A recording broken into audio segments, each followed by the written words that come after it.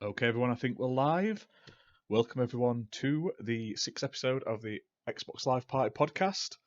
My name is Ash, and I'm joined, as always, by my good friend Fabio. And today we have a very special guest with us from Forkboy Gaming. How's it going, good sir?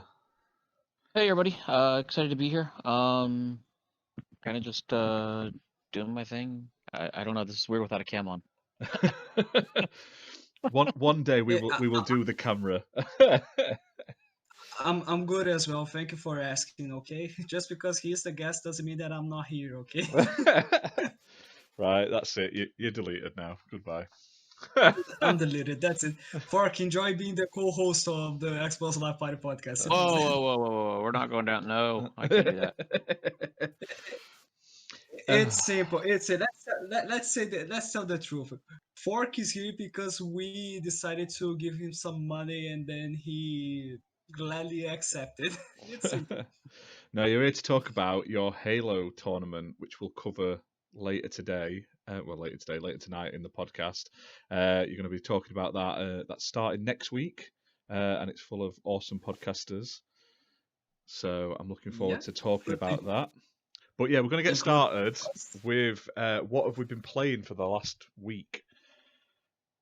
So, as a guest, do you want to go first and tell us what fantastic games or not fantastic games you've been playing? So I work in the OR, and my schedule's been hectic as crazy. So I actually have not been able to play whatsoever until last night. I finally was able to get on and started playing the demo for Outriders, which I've been covering a little bit on our YouTube channel. So I already knew some of it coming in. Just excited to finally get into it, but I'm liking it so far. So if you haven't tried it, definitely download it. It is free. You don't have to do a single thing. You just have to, well, actually do one thing. You have to link your Xbox account or PlayStation account or PC or whatever you have to a Square Enix account, and then you can download it and play. But overall, it's a fun game. Made by People Can Fly, which made Gearbox. Not Gearbox, jeez. Uh, uh, Gears of War. Oh my gosh, I'm gonna still get crucified for that one. But yeah, it's fun. If you haven't tried it out, definitely try it out.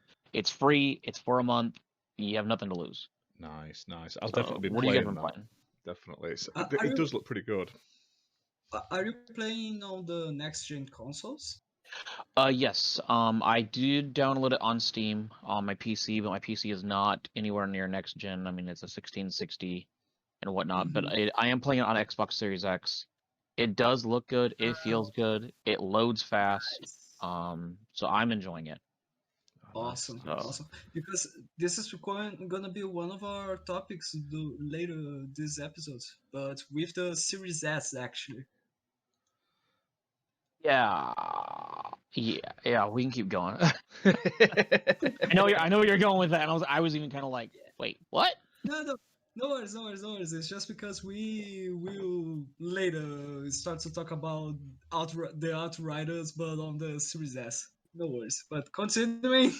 But yeah, that's all I've played. So, what have you guys been up to this week?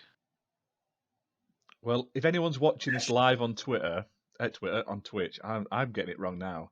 If you're watching this on Twitch, you can see how badly we were playing. We were playing some Halo. So I haven't played Halo multiplayer in too many years. I mean, I think the last time I played proper Halo multiplayer was when Halo 3 came out, and I owned a LAN gaming center, so we used to hammer that, like doing all-nighters. But I haven't played in a very, very, very long time. So we thought, well, we've got a competition next week. We're in a tournament. We probably should try and play. So we sat for a fair few hours the other day playing Halo to varied success. From very fun, good matches to we were absolutely annihilated in every sense of the word. Did you have fun? Oh, do you know what? Of course. Yeah. Of course. It was like jumping back into something that I knew exactly what it felt exactly like how I used to play, except when I was playing the one where it had the abilities and the different control scheme. It kept messing me up. The whole obviously because the Master Chief Collection has all the different Halo multiplayers. We'd be playing Halo 2 and 3 multiplayer, and I felt like I was playing quite well, or for my standard of well. And then we'd join another game, and I'd go to melee someone, and I'd throw a grenade into someone's head or something like Yeah. that. And it totally threw me. But so eventually I switched it just to Halo 1, 2, and 3 multiplayer for a couple of matches, and I quite enjoyed a bit of battle rifle gameplay. So I'm looking forward to the tournament for sure. We both are like it feels like home when you are playing the Halo multiplayer. I'm not gonna lie, it's just so addicting and fun, you know. Sure, I do have my criticisms, especially about the spawn place, the spawn points, but still, it's really good, really present. It works I until this day. It doesn't matter how old the games are. Like it's impressive. Yeah, to me, I don't know. I've always enjoyed Halo. I mean, I'm decent at it. I shouldn't say I'm horrible at it. I'm decent at it. I'm not pro, but I've had many nights growing up playing the hell out of Halo and playing with friends and landlines and LAN parties. Oh yeah, and all that fun stuff. Yes, it proper brings back memories from about 6 years ago for me. It's so Yeah. weird. I used to say I had a LAN centre, so we did all the all night LAN gaming, and honestly, being able to just get back into that groove. I remember queuing up at midnight for Halo 3 with about 11 other people, so we could all get it and do a big massive multiplayer session. So Oh yeah, I'm really loving it, and I weirdly I'll probably play it more than pretty much anything else at the moment, multiplayer wise, because there's obviously with the Master Chief Collection, there's so much variety in the maps and the gameplay, like the game modes and stuff. Exactly. So well, and they've kept it fresh. They've been updating it and everything, and they've updated it for the Xbox Series X, so it loads fast. I mean, oh yeah, to doesn't me, it just? it's just amazing to me how much they've actually put into it. It's a game that came out on the original Xbox, and it still runs well.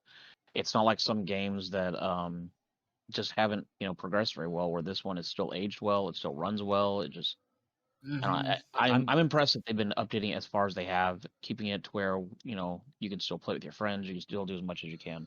Yeah, and you can still, by the looks of it, you can still do the split screen multiplayer online as well. I noticed there was a couple of Yeah. people when we were playing that were clearly sat on the same screen. So I'm glad that they've kept that in, because not enough games allow you to do split screen multiplayer online anymore. So There's couch co-op has really gone to the side as far as being there for games, multiplayer, and whatnot. I mean, mind you, a lot of people would rather just play on their own system and be able to play online and whatnot and not share their big screen. But I honestly think there needs to be more games that are offer couch co-op, because like me, I have 4 kids. Yeah, my kids have Xboxes, but there's times where they want to play on the same screen as me. So to me, I think that's one thing that's really missing, is a lot of us grew up doing that couch co-op with our dads or with our friends, and just quit looking at my screen, quit screen killing, and Yeah. just Yeah. so many things that just don't exist anymore that made it so much fun. Do you know what? I found out that today because I've got 2 kids, and my son loves racing games. So I downloaded all the racing games I owned and put them into because you can create the the lists on the Xbox dashboard, Yes. and half of them you couldn't play split screen. They're just online only. So I downloaded them. I'm like, right, we'll jump in and play this. And I think we tried 4 or 5 different games, and they didn't have split screen in a racing game. Now I understand for Forza and stuff, because it's open world for Forza Horizon, but Yeah. a lot of them weren't, and I was just like, why? I mean, Dirt 5, because it's on Game Pass, so I've been playing that today with my son and my daughter, and that's got split screen, so I was so grateful for it.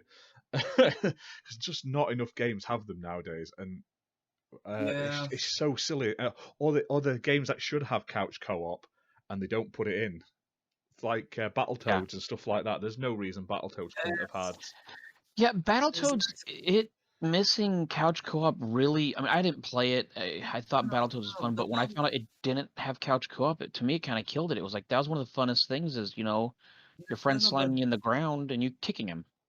no, but that's the thing. The new Battletoads does have couch Does it? co-op. It doesn't have online The co-op. online co-op, That's that's the it. Yeah, sorry. Oh, Oh, okay. I'm getting it That's not totally as wrong, bad, but but it should have both. The only thing that I would say is that couch co-op it is necessary for every game that is multiplayer or has the feel of a nice multiplayer experience, but it should have also the online co-op or online experience as well, because we do have the bad how bad it was the reception of Halo 5 not having the split screen. And now we are dealing with the Battletoads not having the online multiplayer. So why don't they just do both? They do have the resources.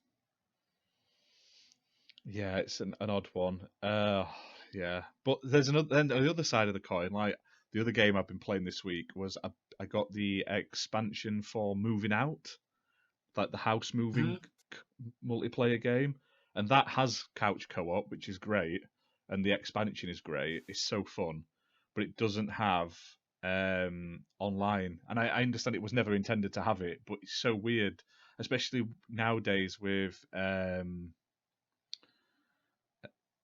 like I say with COVID and stuff like that. Online sort of games would be such a benefit as well as couch co-op, and it's just odd that some games are focusing on it and then other games aren't. Like I say, someone's put in the comments, was it the real Dreadpool's put Battletoads wasn't designed to have online, and it and will be a full redesign to add online as per Dallas Studios. He said I interviewed AJ with Italian Clowns and asked about it. He said COVID wasn't a forethought. Obviously, yeah, I know. Obviously, COVID isn't. No one planned for it. For It's sure. just weird. It's because obviously it's a Microsoft funded game.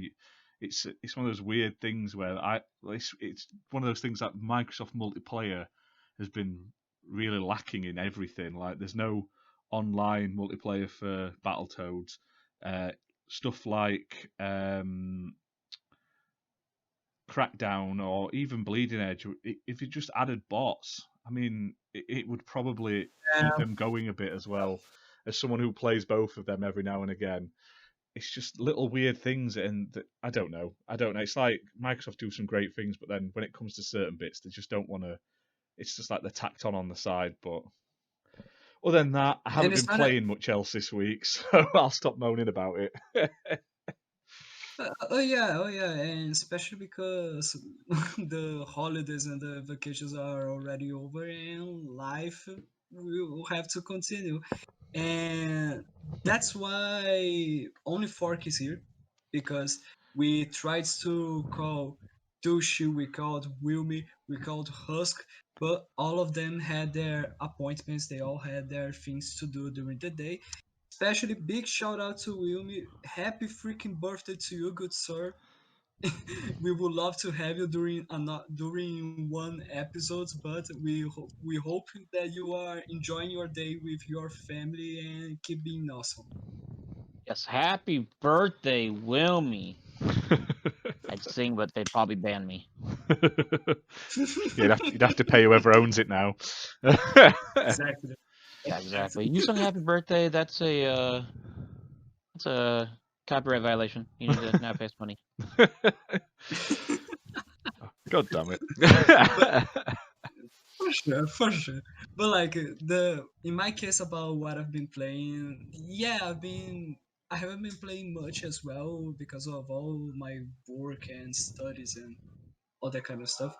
But I've been playing some Halo, some Avengers, and once again I've been playing Assassin's Creed because I'm just revisiting the whole series, and it's been nice. But the only problem is time.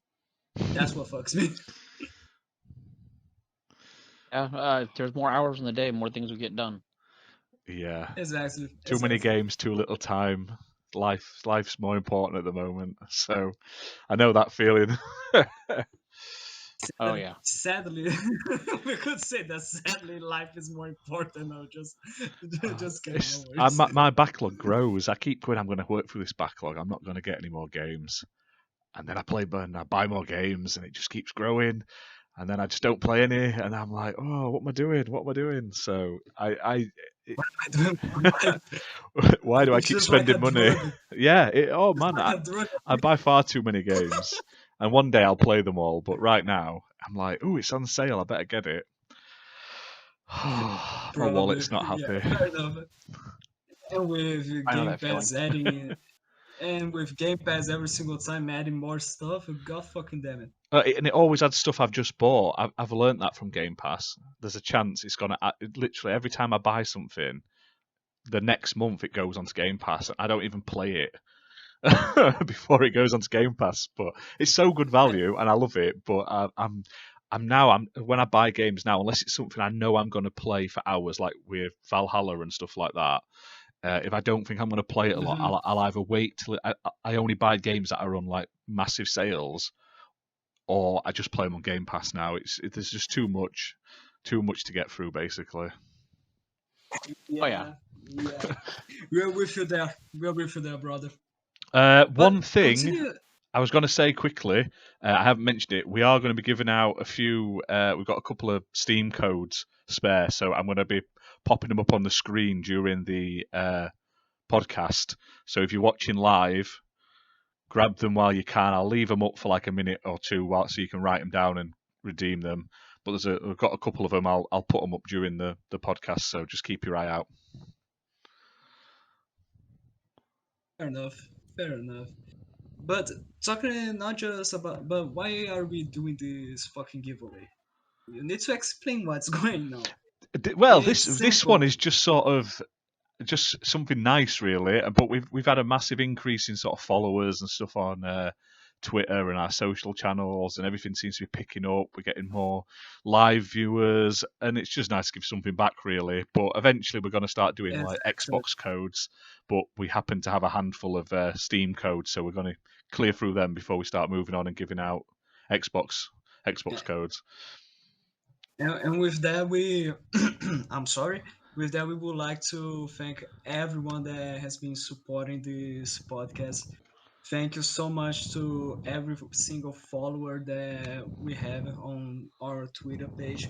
We would like to thank as well the Gaming Beyond the Box Nation for all their help, because they are the ones that invited us to the Halo tournaments, and they are nice enough to just accept being guests in our show. So thank you very much to everyone.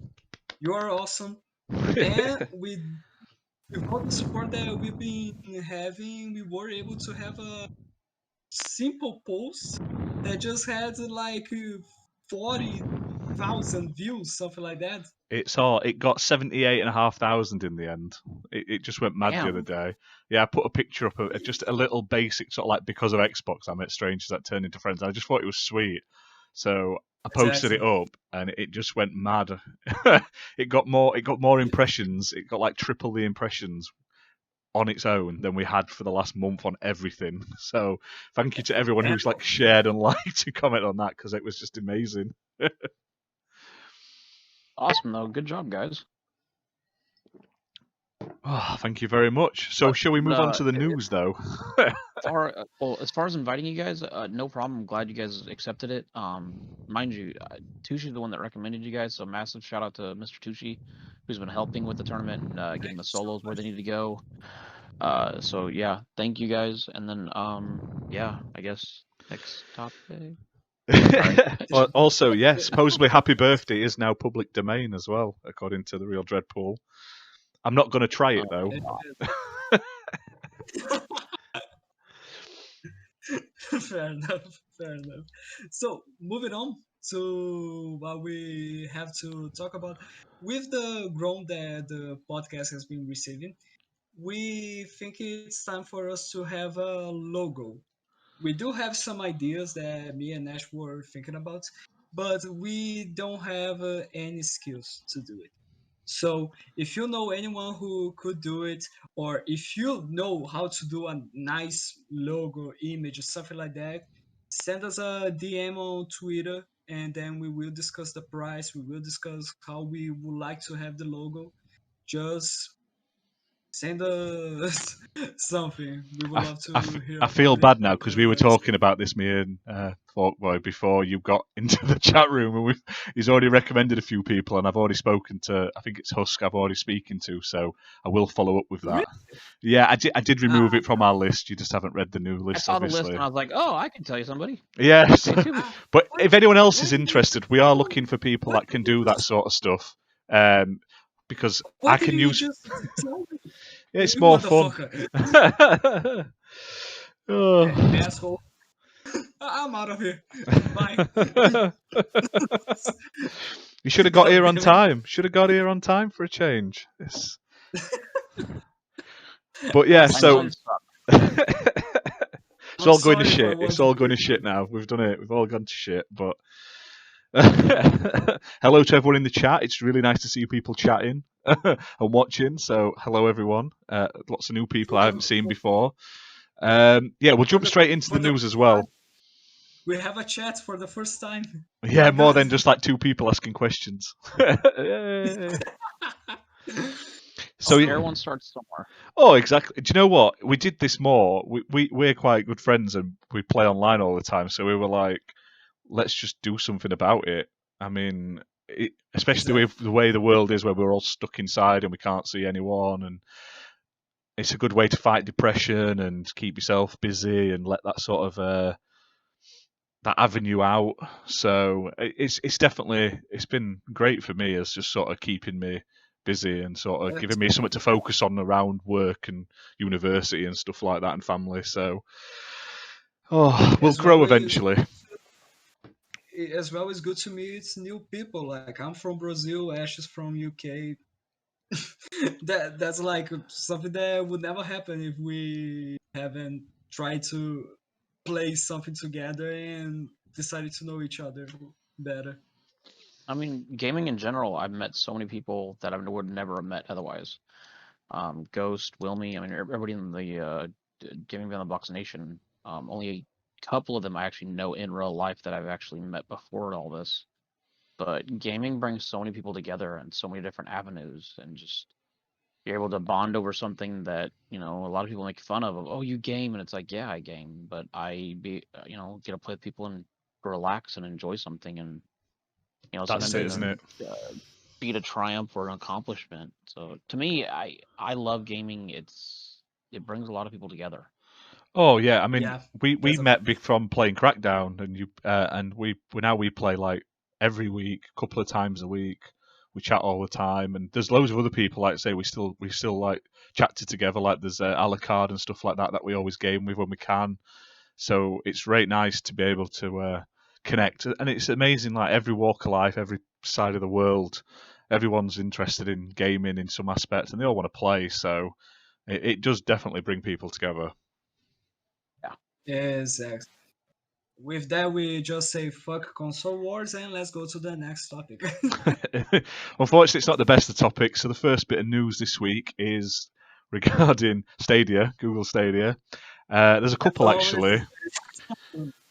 So first up, earlier in the week there was a news piece saying obviously that there's currently bugs in their game. That one of the developers they had taken on released a game on there, and there's bugs in it, but now it can't get the bugs fixed because they've fired all of the devs, which is absolutely terrible. But it's just so stupidly terrible that it makes you chuckle in a bad way. Exactly what's a Stadia, Adams? Adam, yeah, it's crazy, and honestly, every week we seem to have some bad news about Stadia. So I feel really bad for the developers, but this is Google. This is a right joke. It's just like this thing about they are not being able to fix the bugs. It's just like that they just fired all their developers and then that happens and they thought, wait a second, we haven't thought about that, right? Like how you just fire everyone and then okay, how do we fix this? Yeah, Journey to the Savage Planet. It was. But Yeah. it's stupid. But Does anyone Does anyone have faith that Stadia will be able to rise again? No. We do hope so, but I'm gonna go with no. yeah. Well, let's Like, let's just put this into perspective, right? Will they? Do you think they'll rise? A new report that's just been posted on Eurogamer, and this is only like an hour or so ago, says that Google turned down and sort of shut down working with Hideo Kojima to create Stadia exclusives. So if they're that stupid, they're never gonna yeah, survive. So Kojima yeah. Productions, they were gonna make an episodic horror game, but Stadia like shut that down, like blocked the production of it in 2020. So I mean, why did they think that was a good idea? It's just stupid. I think it's because Stadia is just trying to not make any games of their own. I think they just want to be a third party. Like simple as that. Like, oh, you want to bring your games to our console? Okay, nice. Will you do games for your own console? No, no, we're good. I think that's their plan because it makes no sense. Well, I, like Dreadpool said though, in chat, the Xbox was kind of the same situation where they kind of screwed up in some of the stuff. But I mean, they can recover. It's just a matter of do they want to Yeah, recover. And there was yeah, also an article that talked about they had sunk millions of dollars, tens of millions of dollars into development, and they just didn't think they'd want to do it again. I mean, it sounds like Stadia's at the point where I would not be shocked within the next year we see it go the way of Google Glass, which is basically to the what's storage that? bin. Yeah, Exactly. I mean, most people don't even know what Google Glass is because it's supposed to be glassware that you wore, and you're able to then like use it to like look up the internet and all sorts of other stuff. That's cool. Well, it really wasn't working, so it went by the wayside. So, I mean, to me, Stadia was a great idea. The problem was Xbox already beat them to it and had all the games. When it yeah, comes down yeah, to, yeah. yeah, they had access to games and you get exactly. free games and stuff like that.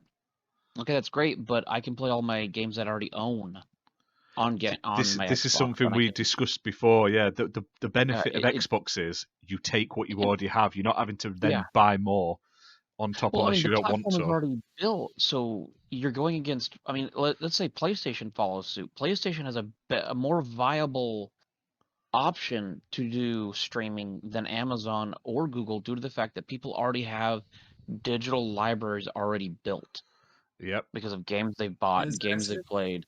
And when you already have a digital library already there, well, then why am I going to spend? I mean, really think about how many games you have. Not games from Game Pass. Think about how many games you Mm-hmm. own Yep. that you Mm-hmm. Hundreds. own right now that only play. Let's not even delve down to backwards compatible, okay? Let's just go down to Xbox One only. Think of how many games you own, Xbox One, and now think about how much each one of those is. If let's say you only spent $30 on them, because I'm sure you bought some on sale, some full price, but let's just go with $30. Yeah. Multiply all that times $30 and just think about that number in your head. Now think about the fact you have to buy them all over again at full price if you were to go to Amazon Luna Yep. or Stadia. And I think that's ultimately what really hurt them is you're asking people to leave their entire libraries behind and try this. And yeah, it's a cool idea, Mm-hmm. but I mean, when you already have somebody that has tons and tons of games, I It. mean, if anything, what they should have done is they should have teamed up with Steam or something like that. That hey, look, you can bring Like, your entire library and play. Yeah. Yeah. No. yeah, yeah, I that would be thought good. the promises they made though, like when they showed that video off and it had all that amazing features and it integrated in with YouTube and everything, and it were great for streamers. None of that's ever came to fruition. It was like they just sort of did a mock of it. No, and now I believe there's a lawsuit filed against them because they promised so many things and 4K, nothing's ever come yeah, through. 4K has never been implemented, and yet most people have the internet to do 4K and they can't. And it's just it's to me it's sad. yeah, They try to bring something out. I honestly, to me, I want it to succeed. I want Luna. I want Stadia to succeed. And some people are like, "Oh, why?" Well, because if they succeed, that means we'll see Xbox push further Try on to the cloud yeah. We mentioned because this last now you have week, yeah, competition.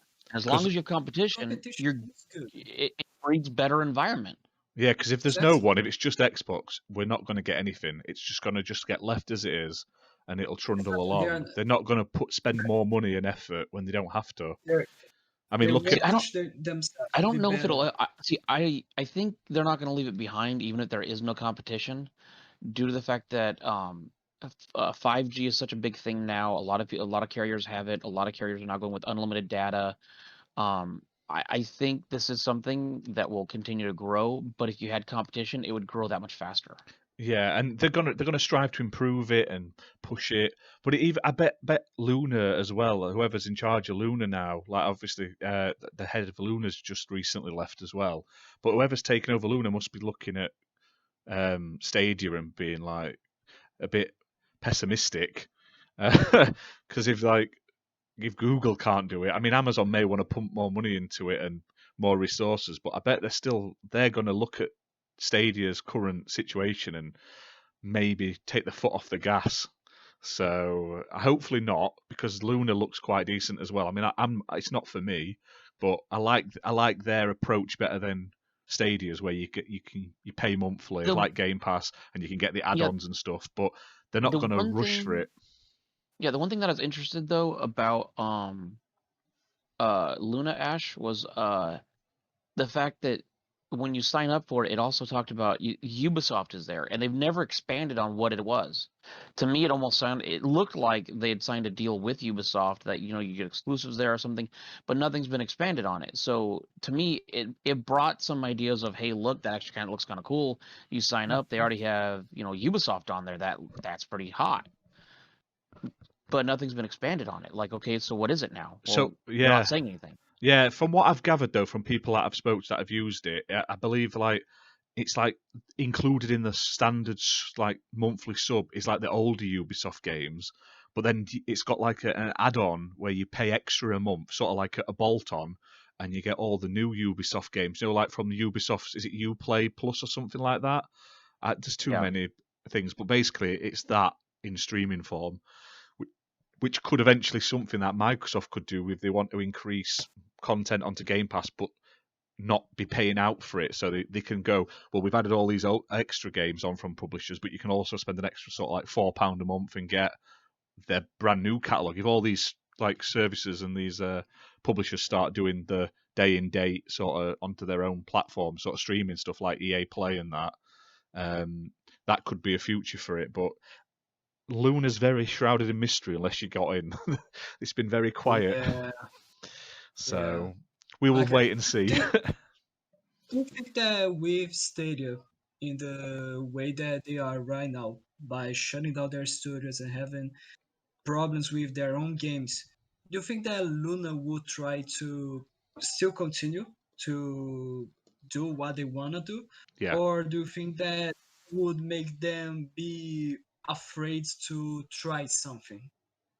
I think Amazon will be watching it in earnest to make sure to like see exactly what happens. But I think Amazon have got a plan and they know exactly what they're going to be wanting to do, and they'll give it a go. But they'll all have numbers. Like it was saying, Stadia was missing its targets, so it was like hundreds of thousands of subscribers short, which is why they decided to pull the plug on when they did.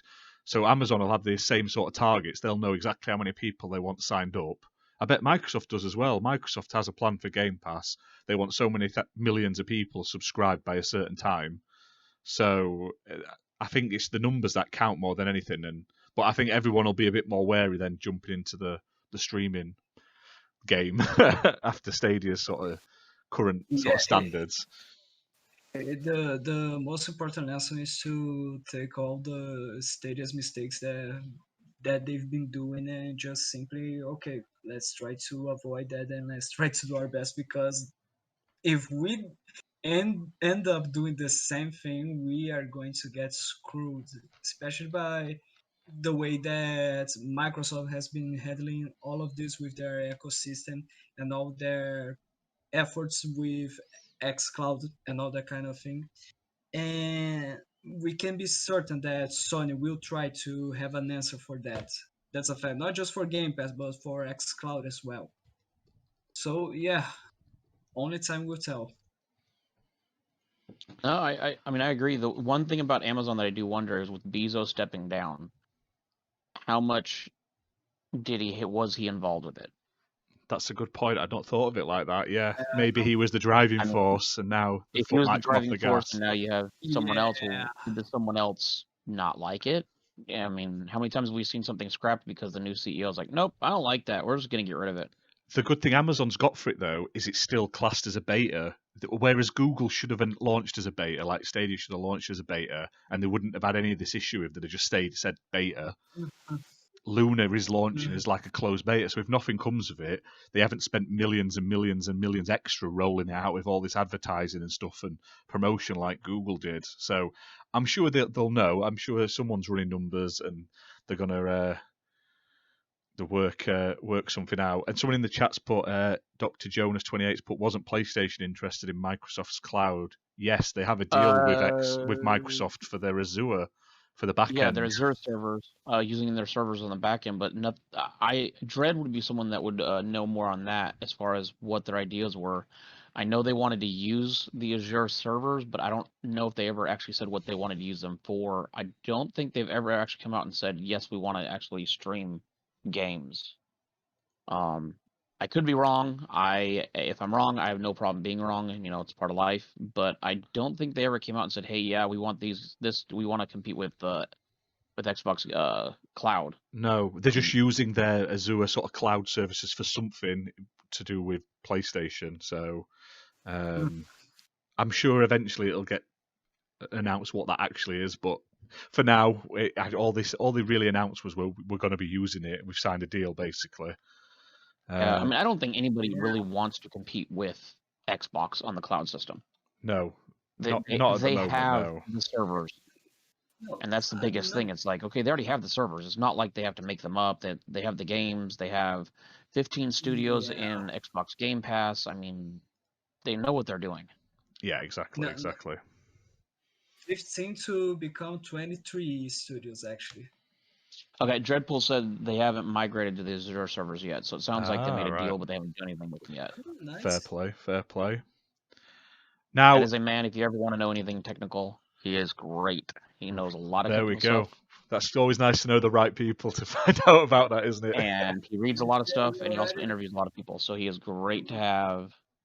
Okay, we already know who we could invite as a guest for another episode.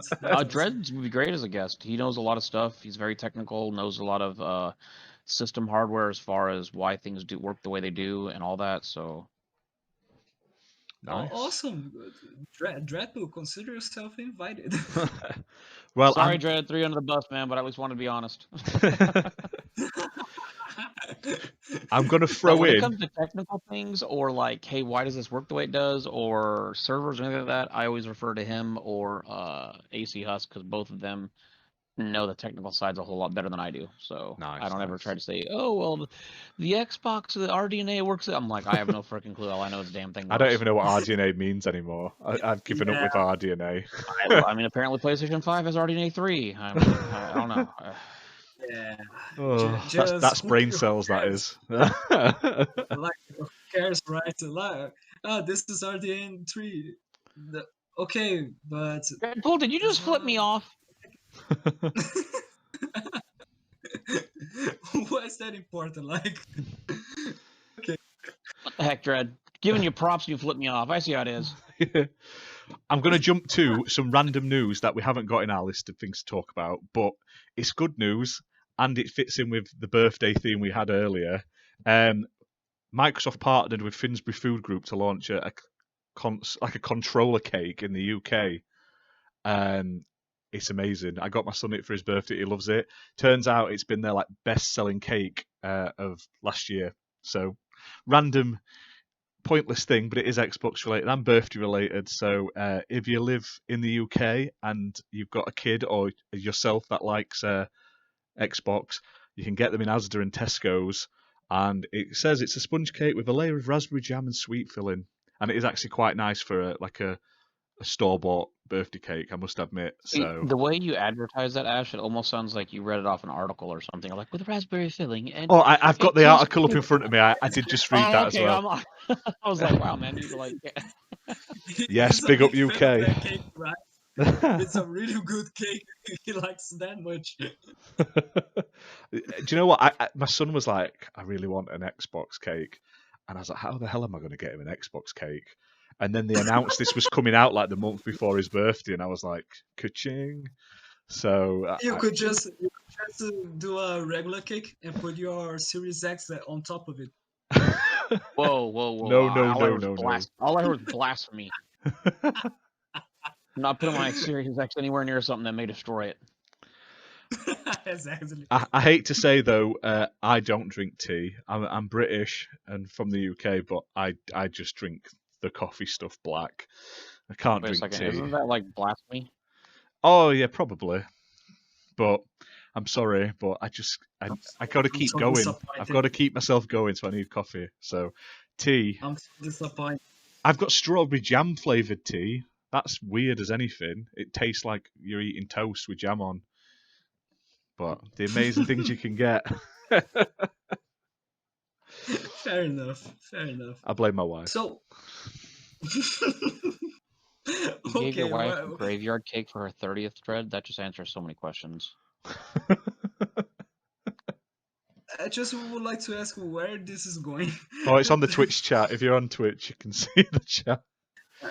Like I'm kind of worried of how this episode is going to end. But let's get to the next topic. Going to what we have here, we do have something that for the fanboys is bad, but we don't care about fanboys. We just care about gaming, and for gaming that's awesome. That Days Gone, you know that game? You know the game? The PlayStation exclusive is coming to PC. Yeah. I'm excited about And that. I mean, to me, yeah, that's I even put awesome. a tweet out there about, anybody that's a fan of a certain game like Gears, this Days Gone, you should be happy that it goes to another console or another system or whatnot, because then that allows your company to, guess what, make money, and if they make more money than they make, the more chance that you may see DLC, or a part 2 or something, because they're making enough money to pay their bills. If they pay their bills and enough sales happen, hey, look, we can make another game. So Exactly. to me, when No, no. it's For great. for the fanboys, that's horrible because it means that it's going to become multiplat, and that's not good for some reason. I can't wait to Yeah, get it though on PC. I will never understand that thinking. I am excited for when Yeah, for game. To me, I would love to see all games go everywhere. I would love to see Halo on PlayStation, and I know people are going to hate that and probably shit all over your channel for me saying that. And I apologize, but at the end of the day, I think that would be a great thing for gaming everywhere, because at the end of the day, it allows more people to play a game that has sold probably more consoles than any game on Xbox. but like So that's the thing. I would love to see Halo on PlayStation as well. But as long as, for example, Days Gone or The Last of Us or God of War would go to Xbox as well, I think it would be nice because then you can choose the platform you like the most. yeah, I prefer exactly. Xbox. But Yeah. if all my games are on PlayStation and PlayStation games are not on my console, I'll have to go to PlayStation to play everything. Like, so I think it will need to have this kind of trade for it to work. But yeah, for sure, multiplat games would be awesome with no restriction or exclusive bullshit. You know what I mean? I don't even mind. I would be quite happy if there was a year exclusive on all console exclusives. So, like, if an Xbox game comes out, it's out for a year, then it comes out on everything else a year later. If it was the same everywhere, because it's It great would to be able work. to play stuff. I mean, I It can't would To me believe work. it's though, took us so long to get some of the games we finally got on Xbox, to be fair. but to me though, console exclusive, it's almost a bad thing in a way, because okay, so you get the game for a year. Okay, Ash, you're on Xbox, I'm on PlayStation, I get to play for a year. Well, then by the time it gets to you, well, you have already had a year worth of games that have come out. Well, now it becomes a backlog, so you Yeah, may buy no, it, I you may agree in that not buy it. sense. I'm just saying if there had to be an exclusive, though, a Yeah, year. I mean, if it came down to one or the other, I would prefer 1 year exclusive over not having it. It's just, to me, even locking a game down for a while does suck, Yeah, I because just it just becomes a backlog, and I mean, I know so many people are like, "Oh, it's a part of my backlog." I'm like, dude, I don't have a backlog. I just have games that I just haven't played whatsoever, and probably Yeah. will never play because I own them.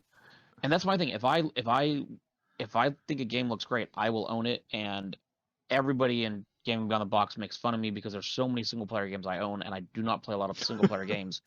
And they're like, "Why'd you buy it?" I'm like, "Well, I thought it looked cool." They're like, "But why'd you buy it?" I'm like, "Well, I mean, they need sales, so if I wanted to buy it, you know." I End of the did that day, with Kingdom Hearts. I bought all the Kingdom Hearts when they came out just because I want to support X. I want to see more of these on Yeah. Xbox. I've played them like twice, and I bought all of them. But But like that's the thing. Why would you need to justify your purchase? Like, why did you buy it? Because oh I no, want they it. make fun of me. Like, because I want it. Because I thought it was nice. Simple. Like, why do I need to justify my purchase to anyone? Why did you buy an Xbox, or why did you spend money on Crackdown 3? Because I enjoyed it and I want to support it. Is there anything wrong with that? I just want to see more games. More games is good for everyone, and I just hate when Exactly. they're locked behind things. It's like we look at Nintendo. I mean, people moan at PlayStation, but look how many Nintendo games have never come to anything but Nintendo. Oh yeah, Exactly. At least some of the Exactly. PlayStations come to PC. I mean, how much cooler would it be if you could play Breath of the Wild and Pokemon and some other? Like, I'd love to play Luigi's Mansion, not on a Switch. I loved some of the Nintendo games, but I just don't like the Switch itself. I don't think it's comfortable. I don't think it's that great a machine. I just want to play it. So same with these. I used to have a PS4, but now I got rid of it just for space and stuff. So now I've been able to pick.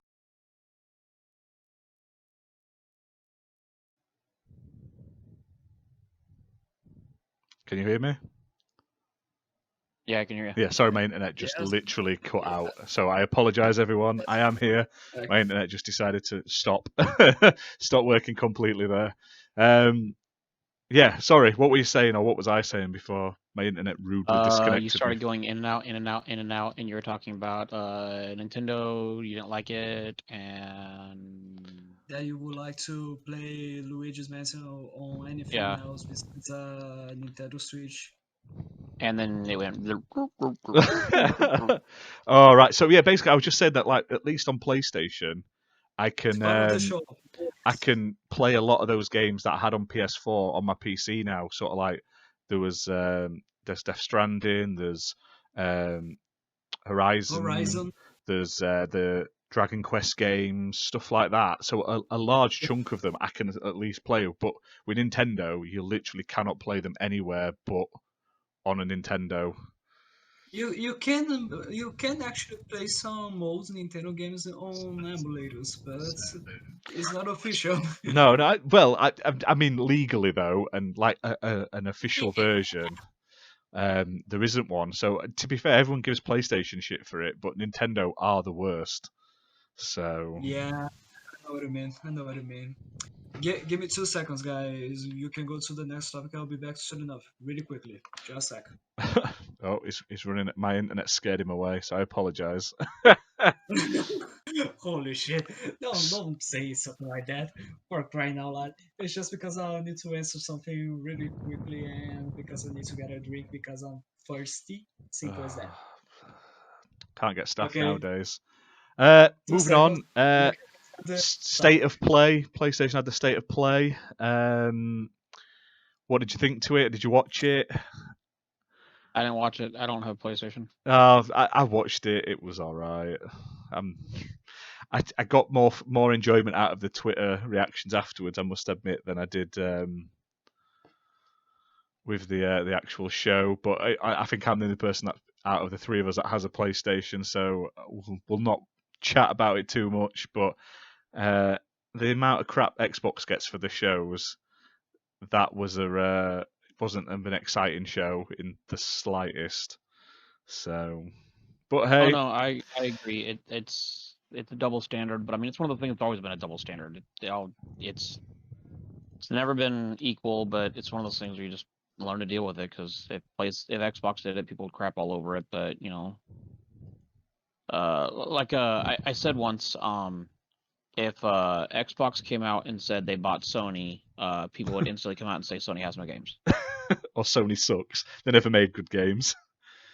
Yeah, I mean, but if Sony came out and bought Xbox, they'd be like, "Oh, Xbox has such great games. This is such a great acquisition." And it's just, to me, it's just one of those things. There's clickbaiters that just want to clickbait, and at the end of the day, it's just something you have to deal with, which is annoying, but it is what it is. There we go. I'm back. Oh, he's back. We missed But you. yeah, it's just like I It's say, it just annoys you when you see it. But like I say, if you're a PlayStation fan, there's some all right announcements. But the good news is a lot of it is coming to Xbox in the future. My only disappointment was, does the new Final Fantasy VII update, next gen update, mean we're not going to get it on Xbox for another year, or if ever? So, because I would I actually don't like to know. play that. So, I mean, Yeah, I'll be honest. The fact they're releasing it and then a year later releasing the next part and a year later releasing the next part, it's like 4 years before the entire game's released. That game's gonna lose so much hype on the fact it's like 4 years. I mean, that's almost an entire console gen's life. but like I think that's because of how long did it take for them to release the base game. Actually, Final Fantasy VII Remake was really announced a long time ago before the official release, you know. And I think they are trying to compensate this somehow by adding more expansions and content. But yeah, I do agree that it will lose a little bit of the. I think not that much because Final Fantasy VII is iconic to the PlayStation community, but I do agree that it will kind of lose a little bit of the hype that it has during the release. yeah, it can't help it taking that much time. And to be fair, I bet it doesn't all come out on the PlayStation 5. I bet then it'll finish on whatever the next, obviously PlayStation 6, because Yeah. the speed they're doing it. And then by the time, I mean, I ain't got time for that, especially when it's not even like like a encased story. It's literally a chunk of one big story. It's not like it's one game, wait 4 years for the sequel. This is like they've trimmed out a section of it and then expanded on it. It's like watching the Hobbit films where they've padded it out with extra stuff just to sort of make it into more games. That's how it comes Oh across. yeah. So, I mean, and oh, to me, when they announced it the way they did, I was like, wait, so we gotta wait a year? I'm like, I mean, what if like the lead developer dies? Or I mean, you're yeah, talking that's a long time to go in between games where, yeah, Final Fantasy VII was one Final Fantasy I did play all the way through. I did enjoy it. I thought it was a great, but that's a Mhm. long time between games. yeah, and even I'm not that fussed. I feel like with them announcing the next gen update, I don't see it coming to Xbox this year. It may do. It may be one of those ones, where PlayStation literally have all the exclusive marketing where no one can mention it until literally the day it comes out.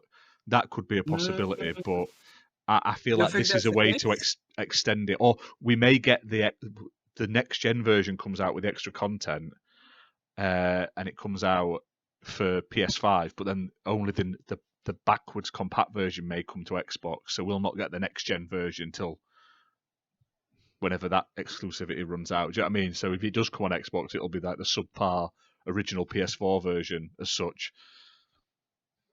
But like, Yeah. do you think that? But would you guys think that for the way that Square Enix has been dealing with everything Xbox related by putting exclusive content of and exclusive really basic content exclusively for PlayStation or not having in their quotations resources to make an Xbox port of other games, do you think that probably then that means that Square Enix is going to be bought by Sony or not? Yeah, I'm bringing this again just because I think it's interesting, especially because with how they've been approaching and with all the news that we've been having related to them. So is everything Square Enix and PlayStation related. There is nothing about Xbox on this. I don't think they're going to buy Square Enix. I just think they're going to keep paying Square Enix to keep the games off everything else. So, I think Square Enix is too big for PlayStation to buy. yeah, exactly. Yeah, Kmart's a perfect example of why you don't do that. Sears bought Kmart out. Kmart turned around and bought Sears out. yeah, like I do know that Square Enix is big, and I do think as well that Sony will not be able to buy them.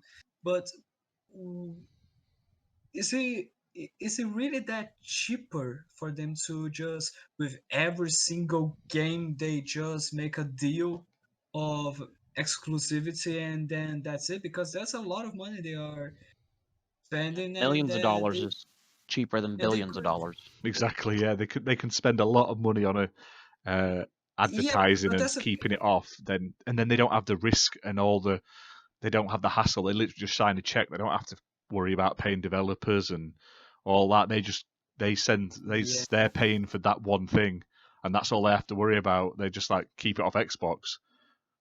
That's it. Mm-hmm, Do you know what I mean? It's a lot easier. So Fair enough. Fair enough. we'll move on to more bad news. Anthem Next has been dealt the killing blow by EA after they were having a review period. Who would have guessed? Have you actually I played mean, Anthem, any of yours? yeah, like 300 Yeah. hours. Wow. Is it? What do you think to it? Because I played the demo when it came out, So and I thought it was I pretty thought it good. was, I thought it was good, but the problem is there's a lack of content. Yeah. Yeah. So Some mechanics on the game as well were not well balanced for what I remember. Like the loot drop was just horrible for what I remember, you know. yeah, the loot drop was horrible. Some of the statistics just don't make sense. It's like, oh well, you can get this, and it's like, but if I'm doing the statistics correctly, like on my armor, I'm at 900% armor. Well, what's my base armor? And there is no base armor, so it doesn't make a lot of sense on some of the stuff. It's just like, okay, you built a game, but it doesn't make any sense on half the stuff we're doing here. Yeah. There was a bug. There was a bug during Anthem's release that it said that the first weapon that you get in the game, the base weapon, was the most powerful weapon in the whole game. You could get a level 30 weapon. It would be weaker than the level 1 weapon that you already had. Yeah, I mean it's unfortunately sad because it went a route where it's like, okay, this doesn't make any sense on any of this that you did. So Like it's just a big shame like that they decided to just okay, drop it, kill it off, that's it, because Anthem does have a lot of potential, and I think that if they decided to go with Anthem next, it would be awesome, especially because it's a way for them to apologize for what they've done with the game's release. I already talked about this during the last episode, but I don't like this type of thoughts of if the game is not very good right now and you released it, okay, so fuck this game, kill it, let it die, and try better on the next game. No, I think it should be, if you fuck this up right now, try to fix it right now, and when it's fixed, now you can focus on trying to be better on the next game, you know? But Because you need to apologize for the ones who spent money on this. they did this before though. They killed off Mass Effect Andromeda's DLC and everything, and the continued support of that game to do work on Anthem. So Yeah, it's just that's why EA it's are a a shit company, unfortunately. and that's why I think it's a big shame that Anthem X was cancelled. Maybe it means that Dragon Age or the next Mass Effect will actually have some support though. Instead of them wasting it on Anthem, which I think they should have kept Anthem going, because I always liked the look of it, and I thought it had good graphics. It had a cool, like the flying was really cool and stuff like that. I The love the flag, setting and stuff and the world and the flag everything, mechanics were awesome. but it's just like they just maybe at least the one sort of saving grace of it is that those developers can then, instead of wasting time sort of plugging the holes in the ship can at least hopefully mean that the next EA game isn't as bad as the last few have. I don't know if it'll make a massive difference, because by the sounds of it, there wasn't many people on Anthem when they handed in the towel. But No, I think there's probably like I 20 people or something, if that. there's some people that had posted, I don't know what I'm gonna do, and it's just like it's a game. I mean, What? I was talking on doing an Outriders podcast, and I was like, look, when the lead developer left to go to Dragon Age, I was like, Anthem's dead. And people were like, no, sometimes that happens. I'm like, no, Anthem's dead. The moment you pull the lead developer, the only person that's even communicating with Twitter, telling us what's going on, showing us that Anthem's alive, keeping our hope alive, just left. I'm like, that right there shows you how much faith they have in the game. Like, they're basically saying, yep, it's dead. We're not wasting any money. We're just going to keep pulling resources and putting resources where it actually belongs. That right there told me it was dead. It was sad. I enjoyed Anthem. I thought it had huge potential if they would have just given it content. They needed to fix a lot of stuff, but at the end of the day, it just shows you how bad that game really was behind the scenes on the fact that they killed it with as much money as they've already poured into it. Yeah. EA being EA, as always. I honestly thought it would turn around when they put it on EA Play, because there's no reason not to play it when it's free. So I honestly thought when it went on to EA Play for free, I thought there's a chance they're going to do something with this now, and it'll like Sea of Thieves. When Sea of Thieves launched, it had the same issue with lack of content, but that just shows the two different ways you can go about it. You can do the monthly updates and hammer home and fix everything and refine it and listen and interact with your community, or you can just cut your losses. And unfortunately, I feel like they should have done it sooner rather than later with Anthem, if this is with the way it's ended up now. So I do feel sorry for those people that have been like religiously holding on to it and playing it, waiting for this news update to only be told, no, that's it. Yeah, and the way they handled it was, hey, don't worry, we're going to keep Anthem alive, we're going to do live service updates, everything that's there is still going to be there. And it's like, I'm not playing a game that you killed. Like, there is nothing left in the game to do. You're basically saying, hey, keep playing it. By the way, it's done. I'm like, no, you pretty much should just shut the servers down. Yeah, because and they're going to shut them down eventually, because now no one is going to want to play it, because there's no reason to start it now. Do you know what I mean? It's not like you're going to jump in and do it. Yeah. Not necessarily in my opinion, especially because, for example, if you are a new player and you want to play Anthem and you started to play and you enjoyed it. Nice. That's good to know. So keep going until you are done with the game. Okay. But I think that they will lose a lot of new players that didn't care about the scores, Metacritic, or about any reviews saying how disappointed the game was, and that decided to go with their own experience to see what the game is all about. I think that EA will lose a lot of those people. That it is a nice bunch of people that would enjoy the game or buy the game, even buy the game after they play it on EA Play, just because they decided to shut down all the updates. I think shutting down the servers is not a good option. It's not a good solution. It's not a good thing to do. I think they should keep the servers still on, for the new players to have their own experience and to say, okay, I'll play this game until or I'm done, or to say, okay, I hate this game. That's it. But they are keeping the servers on. But who's going to want the amount of people? No one's going to buy it now. So the only people that will probably pick it up are those either getting it in like a bargain basement sale, or they'll get it on EA Play. But no, why would you want to risk playing a game that will probably get shut down anyway, because they're not going to keep the servers on? So. But that's the thing, is because of all the new players. Like, if you have a person that has zero info about the reviews of the game and want to experience everything for himself, Why would you shut down the game and lose a potential buyer or a potential player that would maybe, I'm not saying that it will, but maybe would enjoy the game and maybe would, okay, I'll buy this game for a really big sale and I'll play until I'm done with it. You know, Maybe. it's just like the way with Bleeding Edge or Crackdown 3. The servers, there won't be any new updates for Bleeding Edge, but still the servers are on and still the game is on Game Pass.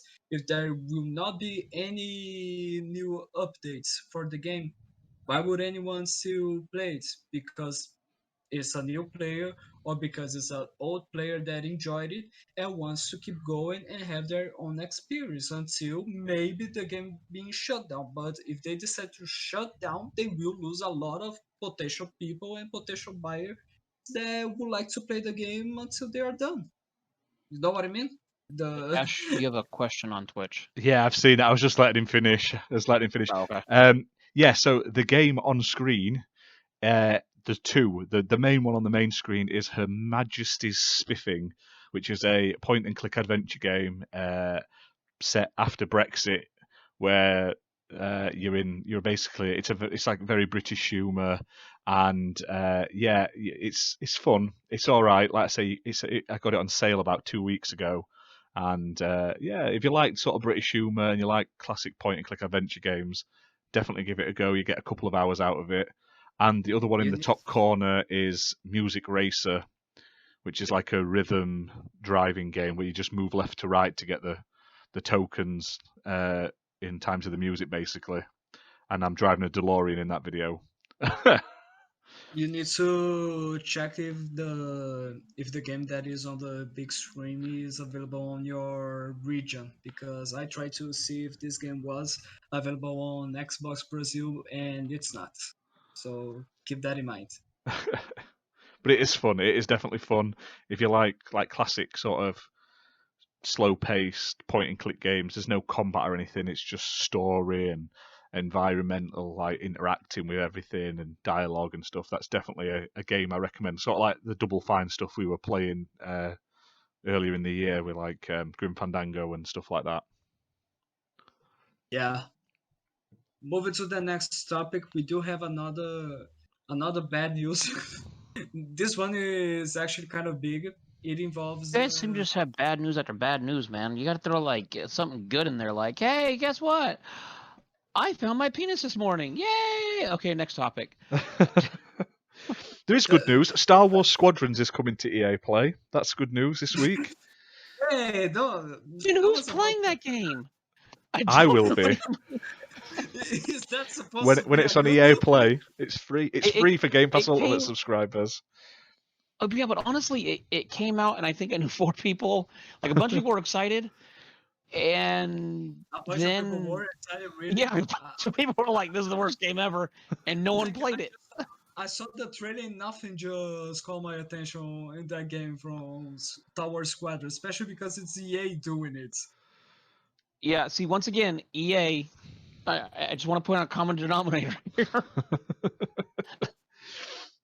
I mean, like we were supposed to talk about good news. That's the thing. if EA is involved, more than likely, it's not going to be a good ending. To be fair, though, they said they weren't going to do any DLC for this, and they weren't going to give it additional content. And then they've pumped out a few bits of free DLC for it. I mean, I don't think it's anything of major importance, but it's at least got some content. And do you know what? It's not my main sort of interest of game, and I wasn't interested when they announced it. But I'll definitely give it a go when it's on EA Play for free. So. Oh yeah, because now you have nothing to lose. So Exactly. We've got to keep going. We're not going to bother talking about some more depressing stuff. We'll oh, no, move you're on fine. to. Just... It's not been. Do you know, we struggled to get enough to really do a news section this week because there wasn't that much. Normally, there's loads of trust me, stuff. we podcast every Wednesday, and we struggle sometimes. So a lot of times we just sit around making fun of each other. Well, Normally we just get the Discord stopping us having a conversation mid sentence because that's Discord. But but they have announced, they just showed a load of new Halo Infinite images. What did you guys think to all them in the new Infinite update that just came out this week? The fun facts about this is that they decided to release these images right on the same dates as the State of Play events. There's nothing at all planned there at all. To me, the images look good. Yeah. The day-night cycle is what excited me. Yeah. The fact that they showed it progressing from day to night and everything, I was like, that right there, I'm impressed with. Like that is, yeah, I would buy it for that alone. Yeah, I like the idea of that. So to me, I like that. So no, not just a day and night circle, but I would say that we already know that the weapons and the armors are now looking way better than before. The environments, I could say, they are really better as well, especially because of all the details, especially on the grass. The trees need some more work, in my opinion, to get better, but the grass and the mountains, man, that looks beautiful. Not gonna lie, it's just getting me more excited for Halo Infinite. Am I the only one that wasn't disappointed by the first video when they had the big reveal? I thought it looked all right. The only thing I didn't like about the 30-minute or 10-minute gameplay they showed was that the enemy, the one where I was talking when they got right up close, because it just the textures looked terrible on its face. But Craig. not Craig. The gameplay looked good. There was like a big bloke who was speaking, and he just didn't look good. But I thought it gave me like the vibes of Halo 1, the graphic style. Yeah. Like, I did enjoy the gameplay that they showed to us. The only thing that I thought to myself is it needs a little polishment. It needs to be polished. That's a fact. There's no denying on that. But I thought to myself, well, it needs to be polished, but this is a demo. It's not the official game. So let's see what happens. And people just decided to say that it was trash. I would have played it as it was. I was quite happy with it. It looked quite good to me, but it looks better now. I'll hold my hands up and say it looks twice as good as it did. The textures on the rocks and the environments and the guns and stuff look loads better. But I hold judgment until I see it in gameplay, like actual gameplay videos. So, but I'm really hyped for Halo. After playing all these Halo multiplayers this last week and getting ready for this tournament, I'm so hyped for Halo. I'm not normally a big Halo fan, like say, other than Halo 3, which when I was like into Halo and we all played it together as a group, I've never been like, I'd never rush out and buy Halo day one. Whereas Infinite, I mean, I don't have to rush out and buy it because it'll be on Game Pass, but I'll be playing it day one. I am so hyped for Halo, and I cannot wait for Infinite. And I'm really looking forward to using that bloody grappling hook. That just seems like it's going to open up so many fun possibilities for multiplayer and just like traversing the world while you're playing. Yeah, for sure. And as well as exploring all the options you have to deal with a situation during the game. Yeah, for sure. I mean, are they doing monthly updates for Infinite now? I've not been following it too. Yes. They're supposed to be doing I think weekly updates and monthly updates. Monthly updates are supposed to be a little bigger. Yeah, because I saw those pictures of the multiplayer levels. They looked really nice. Someone's in chat, Leonidas 1084 has said it's weekly, so that's pretty cool. Fair play to him for giving weekly updates. I mean, he doesn't even play Halo, and he's excited. That's what I mean. People want to talk down about Halo, but I'm excited, and I wasn't into I wasn't a big Halo person, but I'm ready for it. I cannot wait for holiday season to jump in. I think we are all excited. Oh, he said he was being sarcastic about being hyped. Curses. Curses. Yeah. Get out of here. You are banned from the stream. No, just kidding. I know a lot of Xbox players that actually don't like Halo. And some people, shit on them for it, and it's like, why? If they don't like it, they don't like it. It's not like, oh, I hate Xbox. They don't prefer it, which is fine. Some people just don't prefer Halo. That's fine. Some people just don't like first-person shooters. But I mean, from what they've shown, I'm excited. I can't wait to play it. I will say the little bit that I can say, because we haven't really done a lot with it yet, and I'm not allowed to say too much on it, is there will be stuff coming out later this summer that us and another large podcast are going to be doing for Halo Infinite. Nice. So So look forward to stay that, seeing what you tuned for do. that one. Nice, awesome. But like with the images that they released, that is a question that I would like to make you. That is, with the images that they revealed, do you think that the game will look too much like Halo 5 and Halo 4 with the visuals, or do you think I it's going to think be able to keep itself different from those games, and the sleep space engine, stuff like that, I think is the name, will be able to prove us something big? well, they're betting their money on this Slipspace engine and the fact of what it's going to be able to do and whatnot.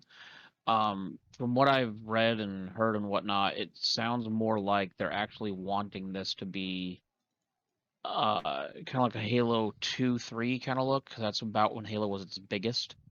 Not saying it's not Nice. big, but I mean they've even said they want to go back to the roots a little bit. So Yeah. I would think honestly we're going to see more Halo 1, 2, 3 more than Halo 4, 5. And a lot of people try to say that Halo 4 and 5 are totally different and everything. Yeah, they are, but Halo 4 and 5 is kind of where a lot of people stopped playing. A lot of people didn't like the way they went Mhm. with it, which is fine. I mean, everybody has, their cup of tea that they want to play, which is, Opinions. that makes us Exactly. gamers. But I think they want to go more that route because that's when it was its biggest point. That's when most people wanted to play. And from what I've heard, there's a lot of people that are really looking forward to this Halo because they've said they're going away from Halo 5. So the multiplayer on Halo 5 just was not as good as what it could have been. Halo 4 and 5 did the whole get so many points and you can call down stuff type thing. And it just leave the guns on the map. Let me go find them. Let me bash my friends in with them. Yeah. Let me just melee attack everyone. Simple as that. Look, I just need the pistol and the shotgun. I'm a happy camper. I just need the sword. I just need the fucking energy sword and staring at the corner. Simple as that. I've played some matches where people have actually put unlimited energy sword, and that's the only weapon you have, and it's just a complete bathhouse of just destruction. Because whoever swings first, the other person dies. So it's not a matter of who aims. It's like, nope, I swung first, you die. Yeah, we learned this by the worst way possible during our some matches yesterday. There Yeah. was a son of a bitch that was in a corner with a sword, and every single time he killed everyone. Yeah, Oh, yeah. there was like his teammates were camping with him, so you either while you were trying to deal with one, you got sworded from behind basically over and over. So eventually, you just learnt where to throw the grenades, and we finally cleared him out. But yeah, And then Nash got the sword, and then he just became a maniac. Simple as that. He just became a psycho. He was "Mwahaha, just got a triple kill." He And was see, actually this crazy. y'all be mean to people. it's the only way. It's the only way. My whole thing Simple is, as that. live, learn, die. Exactly. They camp, they get killed, but hey ho. Do you want to talk about your Halo tournament then? That's happening next week. While we're on the topic of Halo. I can Let's do go to the that. main topic, So, please. the way this is going to work, some of it's not revealed yet, so I won't talk too much about it. But the way it's going to work is we're going to actually launch the games starting at next Saturday, March 6th, 12 p.m. Eastern. And some of them will launch then, some of them will launch later. They will not be live. They will be recorded, and then we will actually cut clips down and put them on YouTube. But the way it's going to work is a single elimination.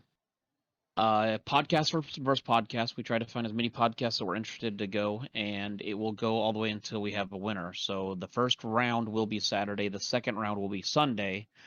Depending on how quickly we get the second round done, we may do a third round on Sunday. If not, then the following Saturday will be the third round, with the championship being the following Sunday. And the payout was $150, but it is now $500 US. So Very nice. got some serious money on the line. Yep. It's going to be interesting. We have some pretty good players coming out.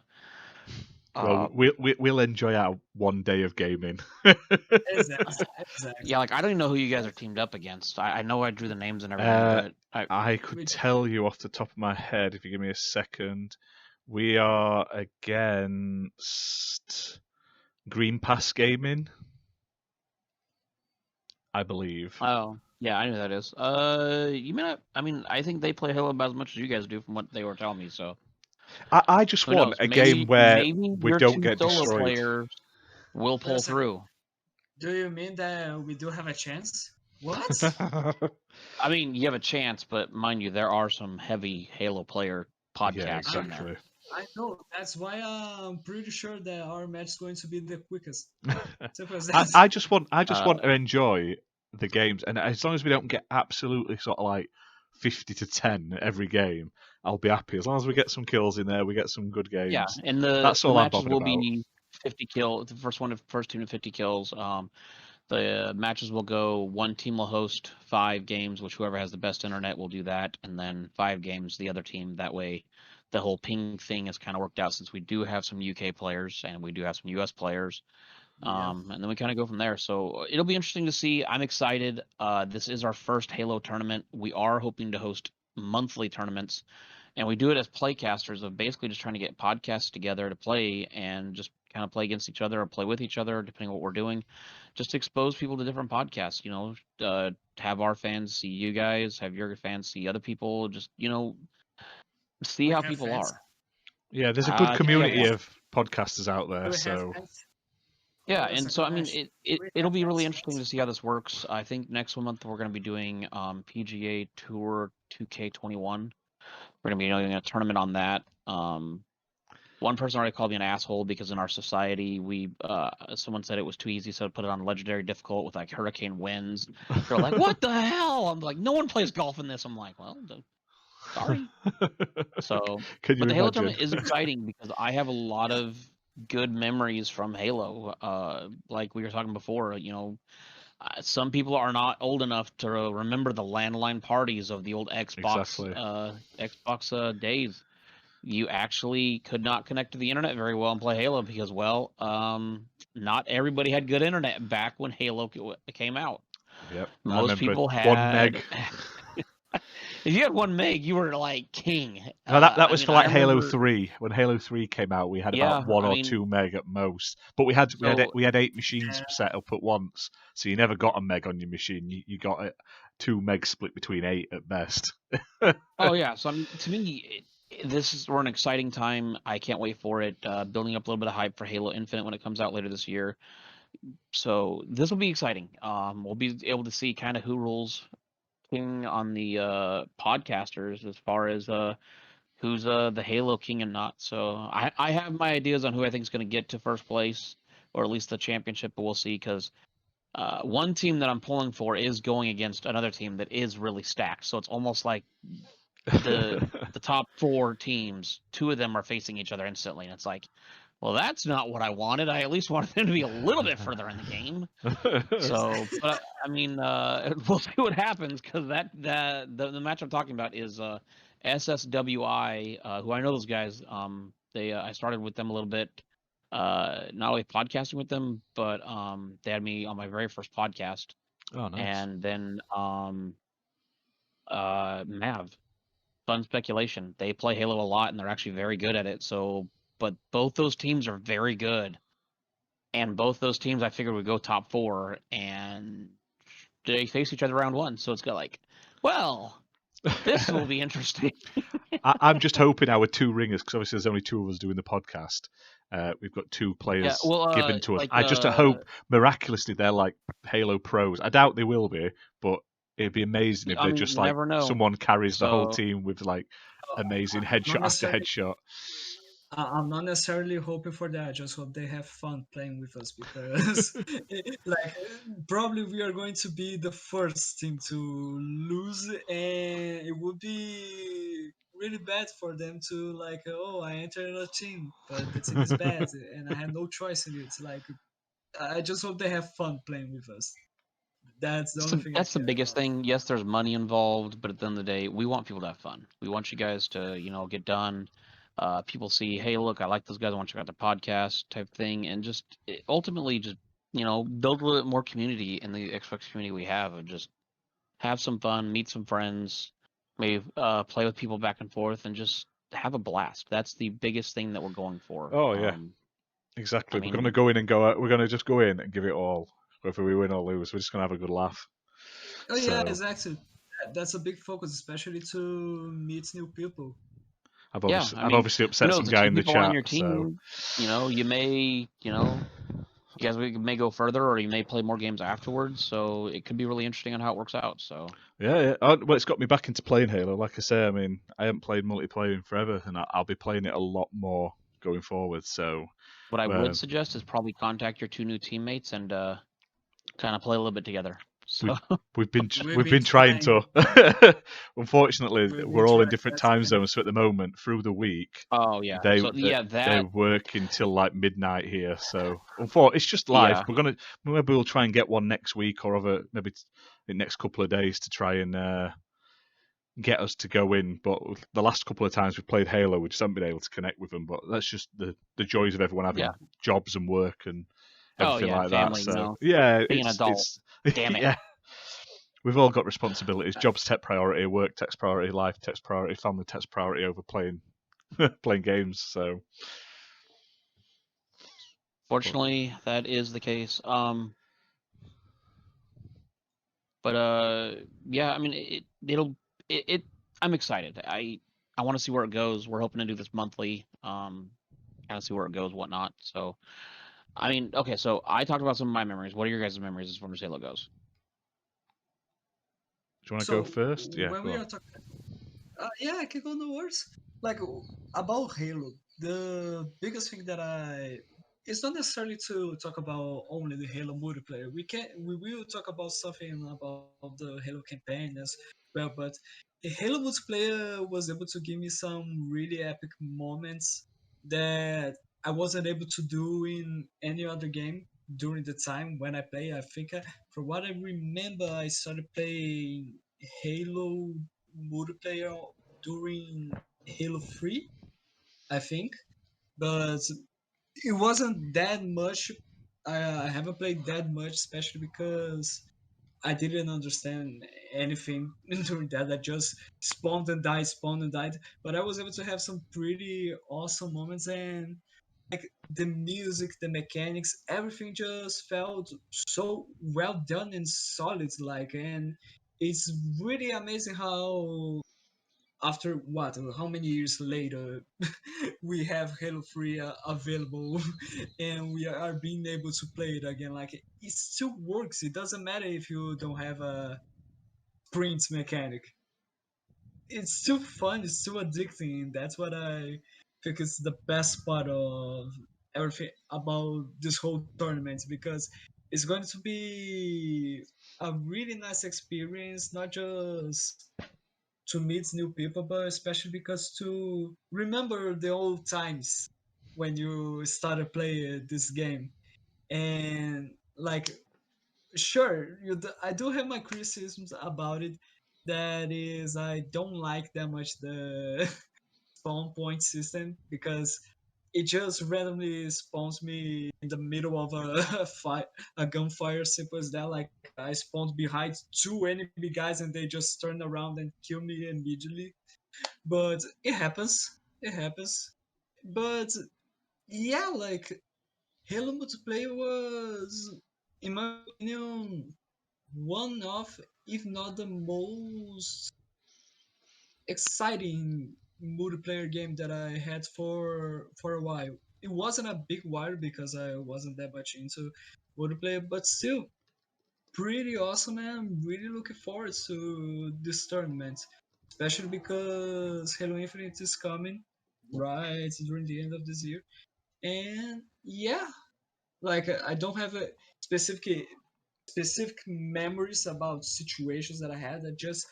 I can only talk about the feelings that I had during when I was playing the multiplayer, and that was it. And when I jumped back to play the game during this week again to prepare myself for the tournaments, I had the same impression. It was just amazing, you know what I mean? Yeah, I get what you're saying. For Like me, it's more an emotional thing for me because I like the way it feels, and it's awesome.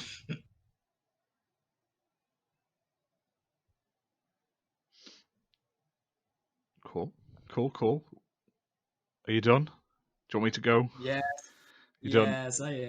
Well, You can go. for You can go. me, I'm like I say, I got ready into for it. Obviously, I had like an actual LAN gaming center, so we had all the Xboxes lined up and stuff like that.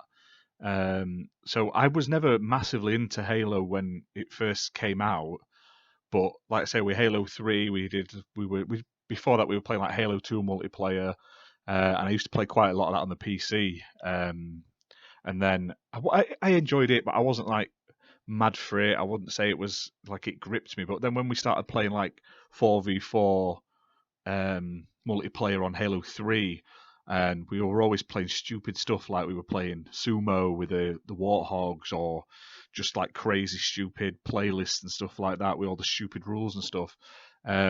Honestly, it brings back amazing memories of a time in my life when obviously I used to run that and obviously take part in it. And like I say, I said in chat a minute ago that I was never super into the Halo campaign like solo. I can't sit down and play Halo from start to finish on my own without really trying, because I just don't enjoy it. It's not a bad game. I do think it's decent in some aspects. It's got a decent story and that, but for me, Halo, even the campaign has to be played co-op, because it just adds like a whole extra sort of layer to it. I mean, we've just started playing through the Master Chief Collection again, so we've just done Halo 1 on Legendary co-op, and Yeah, I enjoyed that more than I ever enjoyed playing Halo 1 originally when it first came out. But it's got to be it's just something absolutely. I just think it's got to be done co-op, and the verses and stuff like the multiplayer. It just brings back such fun times of my life when I was younger, and it just reminds me like the peak of 360 stuff, basically. hmm And 360 was like the ultimate sort of console period for me. And someone's asked what the game is in the background on the screen. That is Moving Out. It's like a moving game. This is the DLC that came out a couple of days ago. It's like a Paradise Lost or something like that. So it's it's like on a desert island or something like that. But yeah, it's quite fun. But yeah, it's a split screen couch co-op game. So it's much more fun than just playing it solo like I am in video.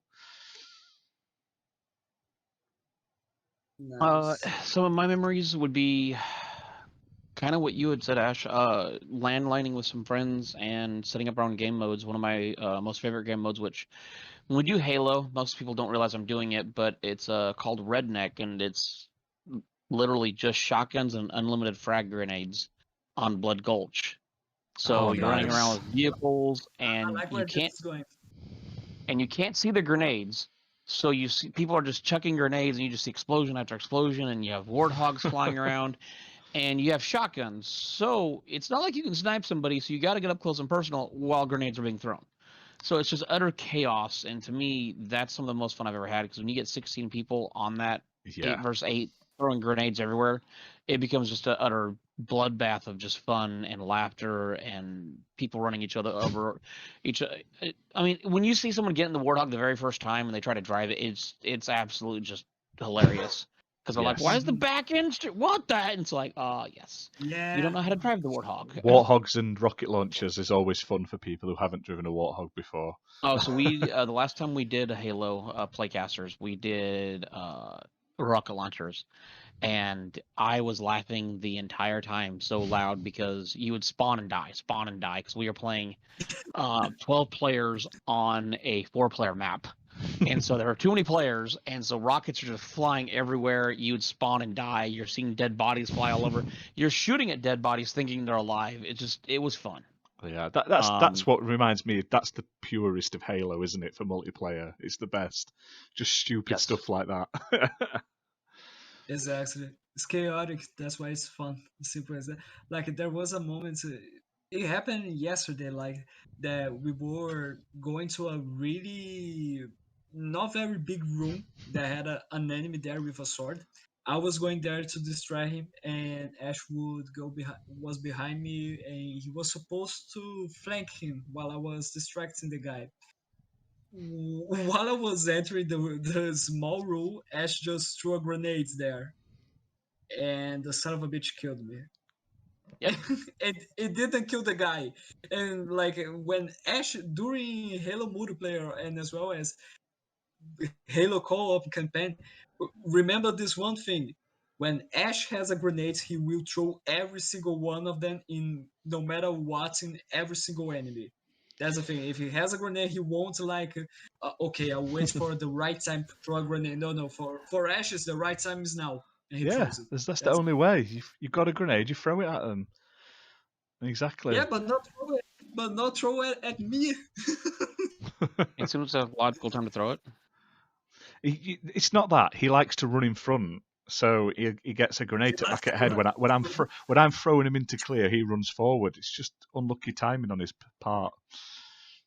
So that's what I'll say on that matter. Stop trying to defend yourself. You know you're wrong. Simple as that. But like one thing that is funny, but still is, in my opinion, is kind of frustrating about Halo is, especially I think it was during some Halo 3 maps. There were some really giant areas. Is that it's pretty for us that are not very experienced players. We are noobs. That's a fact. But for non-experienced players, it's kind of frustrating to see how easily someone could camp on advantage points and just finish the whole match standing still on that specific camping points. Like I think that's not fun at all. Like I'm not saying that because I died over and over and over and I lost it. No, it's just because the purpose of, in my opinion, of the game is for you to run around, cause chaos, melee attack everyone, throw grenades. That's crazy. Like not standing still waiting for someone to pass through you and not passing through the room and not seeing you, so you can just melee attack him in the back. As someone that used to play Counter-Strike a lot, though, that happens in every Or games. Yeah, Unfortunately. I play COD here and there, and Call of that's Duty. every game. Yeah, I mean, you always every FPS game I ever played or third-person shooter, you always have someone that camps, and it's just something that it's part of. I mean, Leo makes fun of me all the time because if I play a sniper, I will camp in a spot and snipe because, well, I'm a sniper. I'm not gonna Yeah, run around but with a goddamn it's sniper rifle. Yeah, And that's so what you're Leo supposed likes to to do as joke a around with me. sniper. Yeah, so he's already typed it in chat. Fork is the camper. That yeah, he's like, watch out for Fork. He'll bring the tent and campfire and everything. He'll camp out. And it's like, if I have a sniper rifle, I'm going to sit in one spot and camp and just start sniping people. That's just the way that I play. Doesn't mean I camp all the time and wait for kill, but if I have a sniper rifle, I'm not gonna run around with the damn thing. That's just stupid. no, I Now, agree in that aspect, definitely. Like I say, I mean, I I think that like, I the used worst to thing play to a lot do of COD is and I used to camp. so wait a second. Are you telling me, Ash, that you are part of the problem? And I agree though with Call of Duty. There's when you've got You that find it sniper funny that he rifle, said you've got you're to part of get. the problem, even after I just said I camp. He blames you, not me. I find that hilarious. Yeah. I'm enjoying this. This is what I mean. I That's the thing. just But can't like, get Yes, the Ash, can't get the. you are the problem. you're the guest. You're the guest. So if we want to have a chance to have you here again, I can't say anything bad about you. Ash is the It's problem. simple as Ash that. is the reason why no game works correctly. Yeah, it's all Ash me. is the problem. It's all me. It's all me. I just can't deal with it. Ash is the reason why No, Anthem was canceled. I am. You heard it I here am. first. no. I killed Stadia. Ash is the reason why Stadia is that. That yeah. Oh, But piss like off, Sam. I just can't play any game Well, properly. you know, hang on. So I know this is going totally back to another topic, but do we think, or do you guys think, that Stadia will one day come back with? I mean, the game industry makes more money than the movie industry. I mean, it's the most, besides porn, it makes more money than anything. So do you guys think that there's a chance that down the road we could see Google actually and Amazon put a bigger foothold in, or do you think it's possible we could see Amazon or Google buy PlayStation? Maybe, but I yeah, don't see them going away. Whether they stick it out with their cloud or they decide to invest elsewhere, but maybe they'll look at like cloud and go, well, that costs too much for nothing back straight yeah. away. Whereas if they just buy publishers or an actual full company, it's they don't have to do anything then. It's just flash the cash and then they're good to go. So Like I And think they do my have theory is advantage. still one of them is going to buy PlayStation, and I've gotten a lot of hate over that. And it's like, why? They're trillion-dollar companies. Why spend billions of dollars when you can already buy a company that already has exclusives? yeah, no, I agree on Yeah, that side. Whether they do or not, who knows? But it wouldn't surprise me that yeah, someone big is bought basically. but like for them to have a chance, they need to change their approach. You know what I mean? Because they really screwed up since the first impressions of the thing. Yeah, I mean, first impressions last forever, and it's like Google Stadia, the system that died and killed itself. So I mean, yeah, first Exactly. impressions. You never know though. What happens if they just sell that technology and they just let someone else run like a big publisher? They get someone who's got a load of games. They just get them to use Stadia for their own streaming networks, and they just take a cut of it. That's what I think will eventually turn to. It'll be like when you see stuff like EA Play and Ubisoft and that, they'll have a cloud version of that that's run by someone's software, and there's a good chance it could be a Stadia or someone behind the scenes. Do you know what I mean? That's how I could see Yeah, them still Mhm. going, especially based on what they were saying. yeah. Yeah, that's fair enough. Makes sense. It does make sense. We will see. The way everyone's being bought up at the moment, though, there's like a mass rush to buy as many people as possible to sort of fill everything up. So who would have thought Bethesda were going to get bought out? So nowadays, I don't want to say nothing's going to happen because you just never know. Anything could happen. So Exactly. Microsoft's buying Sony anyway. What are you on about? It's clearly what everyone says online.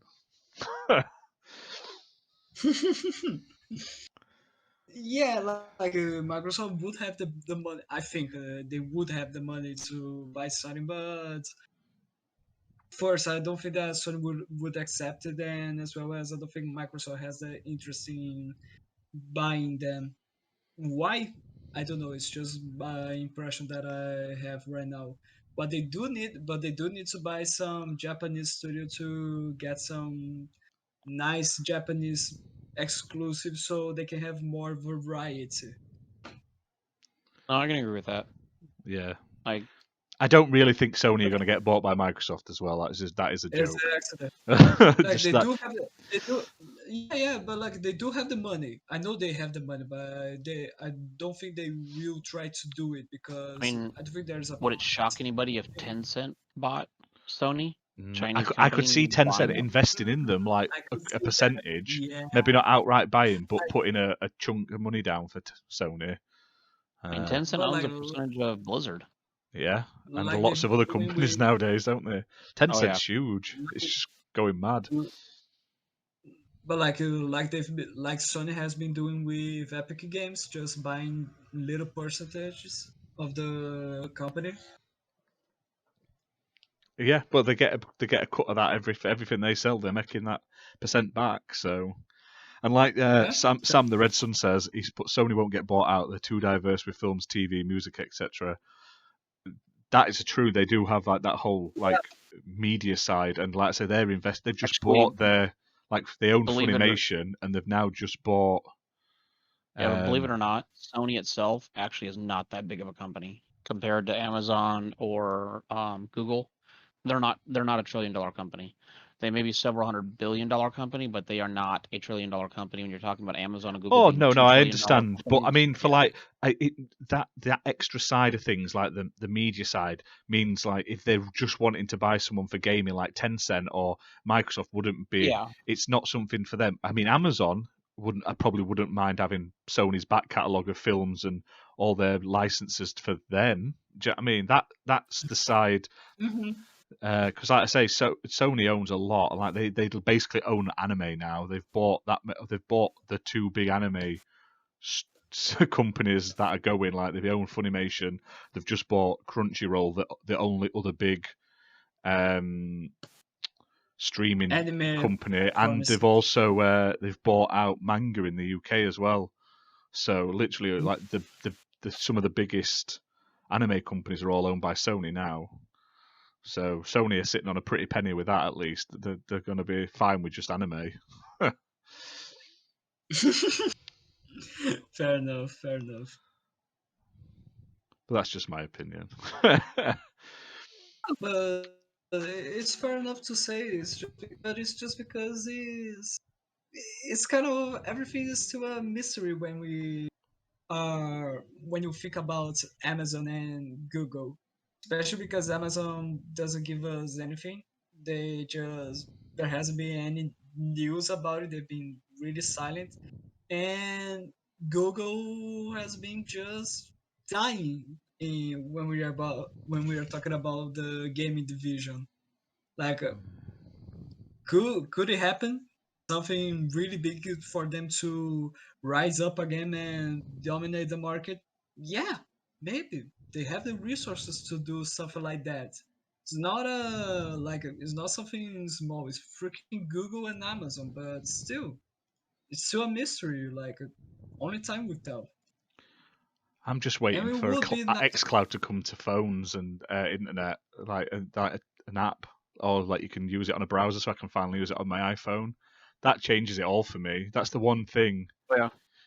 holding Yeah, xCloud back at the moment is the lack of devices it works on. So as soon as they sort that out, then I feel like that'll put even more strain and sort of pressure on other companies to even try and compete, basically. oh So yeah, but for sure they will try to do that.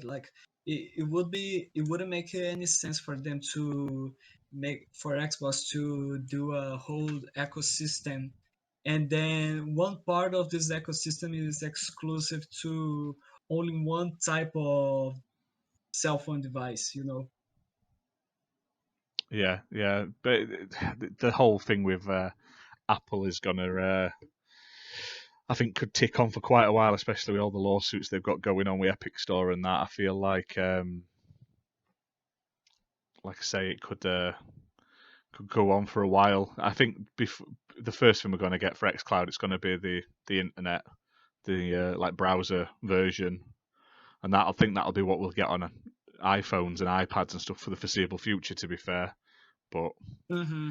we'll see. As I say, there's so many possible outcomes for everything that could happen, and especially everything's wide open nowadays.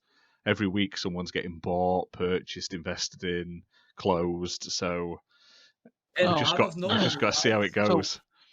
so ultimately, the thing is, Microsoft's been buying studios left and right. Sony's been buying studios here and there, and a lot of people don't seem to realize the reason why it's been so aggressive this year is the moment Google and Stadia entered the market. Well, now you have two people that have very deep pockets that can buy studios. So if you don't buy them, someone else will. Yep. So do you want that studio to become exclusive to not your console?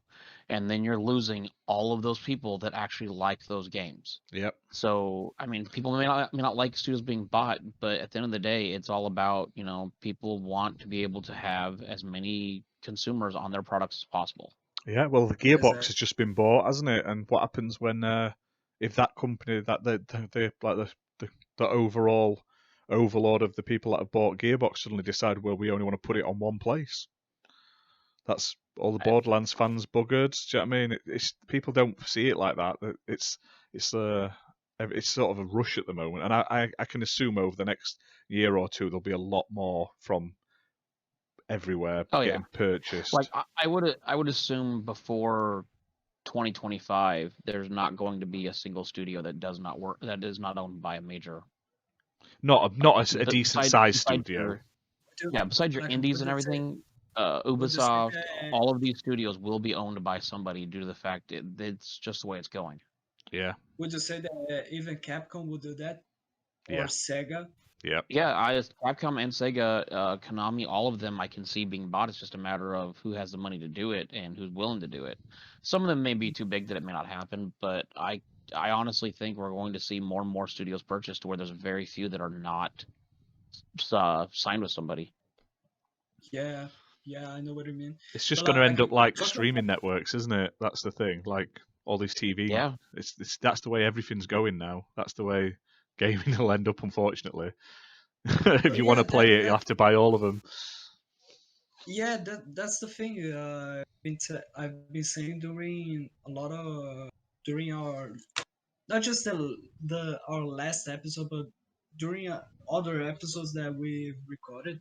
I do think that gaming streaming will be the future, especially with how successful Netflix has been doing, as well as many other streaming platforms. And xCloud is the beginning of it. Sure, we can see some. I think the Series X may be the last Xbox console we see. We may see one more. But as far as generations go, I can see where the future consoles are just like Stadia, little devices you plug in, and everything else is done on the servers. So all like cloud. Yeah. So you mean like a physical console? What I'm saying is, the $500 consoles, I think this or maybe one more is the last one we're going to see. After that, I think what we're going to see is more streaming bound than anything else. Cloud has been working very well. A lot of people love it. And this is just the infancy of it. I can see where a lot of things are server based. That's where things are headed. With Elon Musk shooting all these satellites up and making it to where he's trying to create a global internet. And his theory is he wants to make internet available for everybody, the same speed across the board. And we're not talking slow speeds either. We're talking some pretty insane speeds.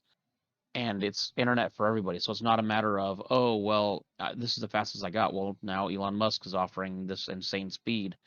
Where I think we can see it. It's a lot of people don't like it, and a lot of people probably call me, all sorts of, weird stuff and whatnot. I don't really care. Look, they're not investing in cloud gaming just because they want a few people to play it. They're investing in cloud gaming because at the end of the day, they lose money on consoles every time they make a console. So why make consoles when you can actually allow the people to play the exact same graphics, same quality, same everything, and all they have to do is plug in a very small $100, $150 device into their TV. Yep, I don't even think there'll be that much. Yep. The devices, it's going to be like eventually it's going to run off like a Fire Stick. I think you'll be buying a controller and some type of device that you're plugging in. Now, mind you, the device has to be able to still do stuff, so it's still going to be a pretty fancy device as far as CPU, RAM, and all that, but everything else will be rendered on the server side. So yeah, people may not like that, but that's where it's headed. Physical copies are going to be going the wayside, and I know many people that I play with that are going to hate that, but I mean, think about it. Digital costs the same as physical, yet physical, you still got to buy a CD, you still got to print the paperwork out, you still got to mail it. That's money you're losing with shipping, the cartridge, the paper you got to print out, the artwork that has to be made. All of that has to be done. So why not do digital where you can still sell it for cheaper? And they have to sell it at retail cost to distributors, like to shops, so it's even lower. So Yeah, and if they can so sell it on their own they're store, they get full price Yeah, exactly. basically. If Microsoft sells it for $59, they're getting all $59 of it minus whatever they got to pay. The studio that they got it from. They got to ship it to Walmart. Guess what? Walmart's not buying it for $59. Walmart's No. buying it for a whole lot cheaper than that. Exactly. Yeah. Mm-hmm. You can see a lot of companies have gone digital. I mean, I went to see Team 17. I went for a studio tour about 5 years ago, and then they were saying that it was all going to be digital. That was the thing, and they don't even do physical 90% of the time now. It's all digital because the money is better, and that's literally what they were saying. They said this it's just a better percentage, and it just, especially for smaller studios as well, they can't afford to keep paying for all like the discs and the like you say, all those sort of costs add up. And Yeah, it adds up, and people don't like it. But it's like, who do you think pays for that? You're not paying for it. No, exactly. The age of physical is leaving, and to be fair, nowadays the physical doesn't even mean anything because you're still only renting what's on the disc, and 90% of the games coming out on discs, you still have to patch them up with the internet. So if you don't have the internet, it's still a pointless disc. So now it's just I haven't bought a physical disc in since last year, second hand, but I haven't bought anything for physical for the Series X since I got it. It's all been digital, and I probably won't change. Why didn't you buy then Series S? Because I wanted the best picture quality. I wanted it 4K. I wanted the most powerful console.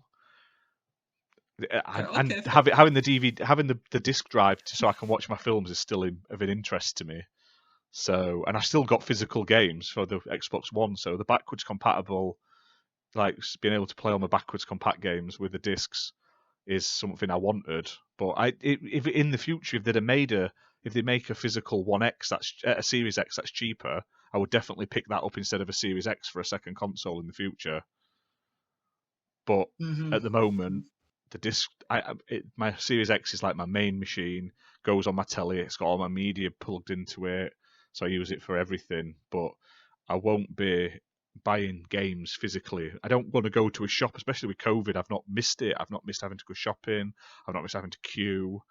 I've not missed having to wait for it to turn up to then sit for 6 hours patching. I can just pre-order it or buy it on the day and then do the patching, and then it's good to go. So fair enough. that, for me, digital is the future. And like I say, I honestly see them having little machines. Will not have big consoles. It'll all be digital going forward. But I think they're just a bit ahead of the curve now. I think at the moment it's people are shunning it because it's ahead of its time. But give it a couple of years and everyone will be behind it. And the fact that Microsoft did it when they did will pay off massively. But you just got to wait for it to happen now. Yeah. Yeah. I do agree.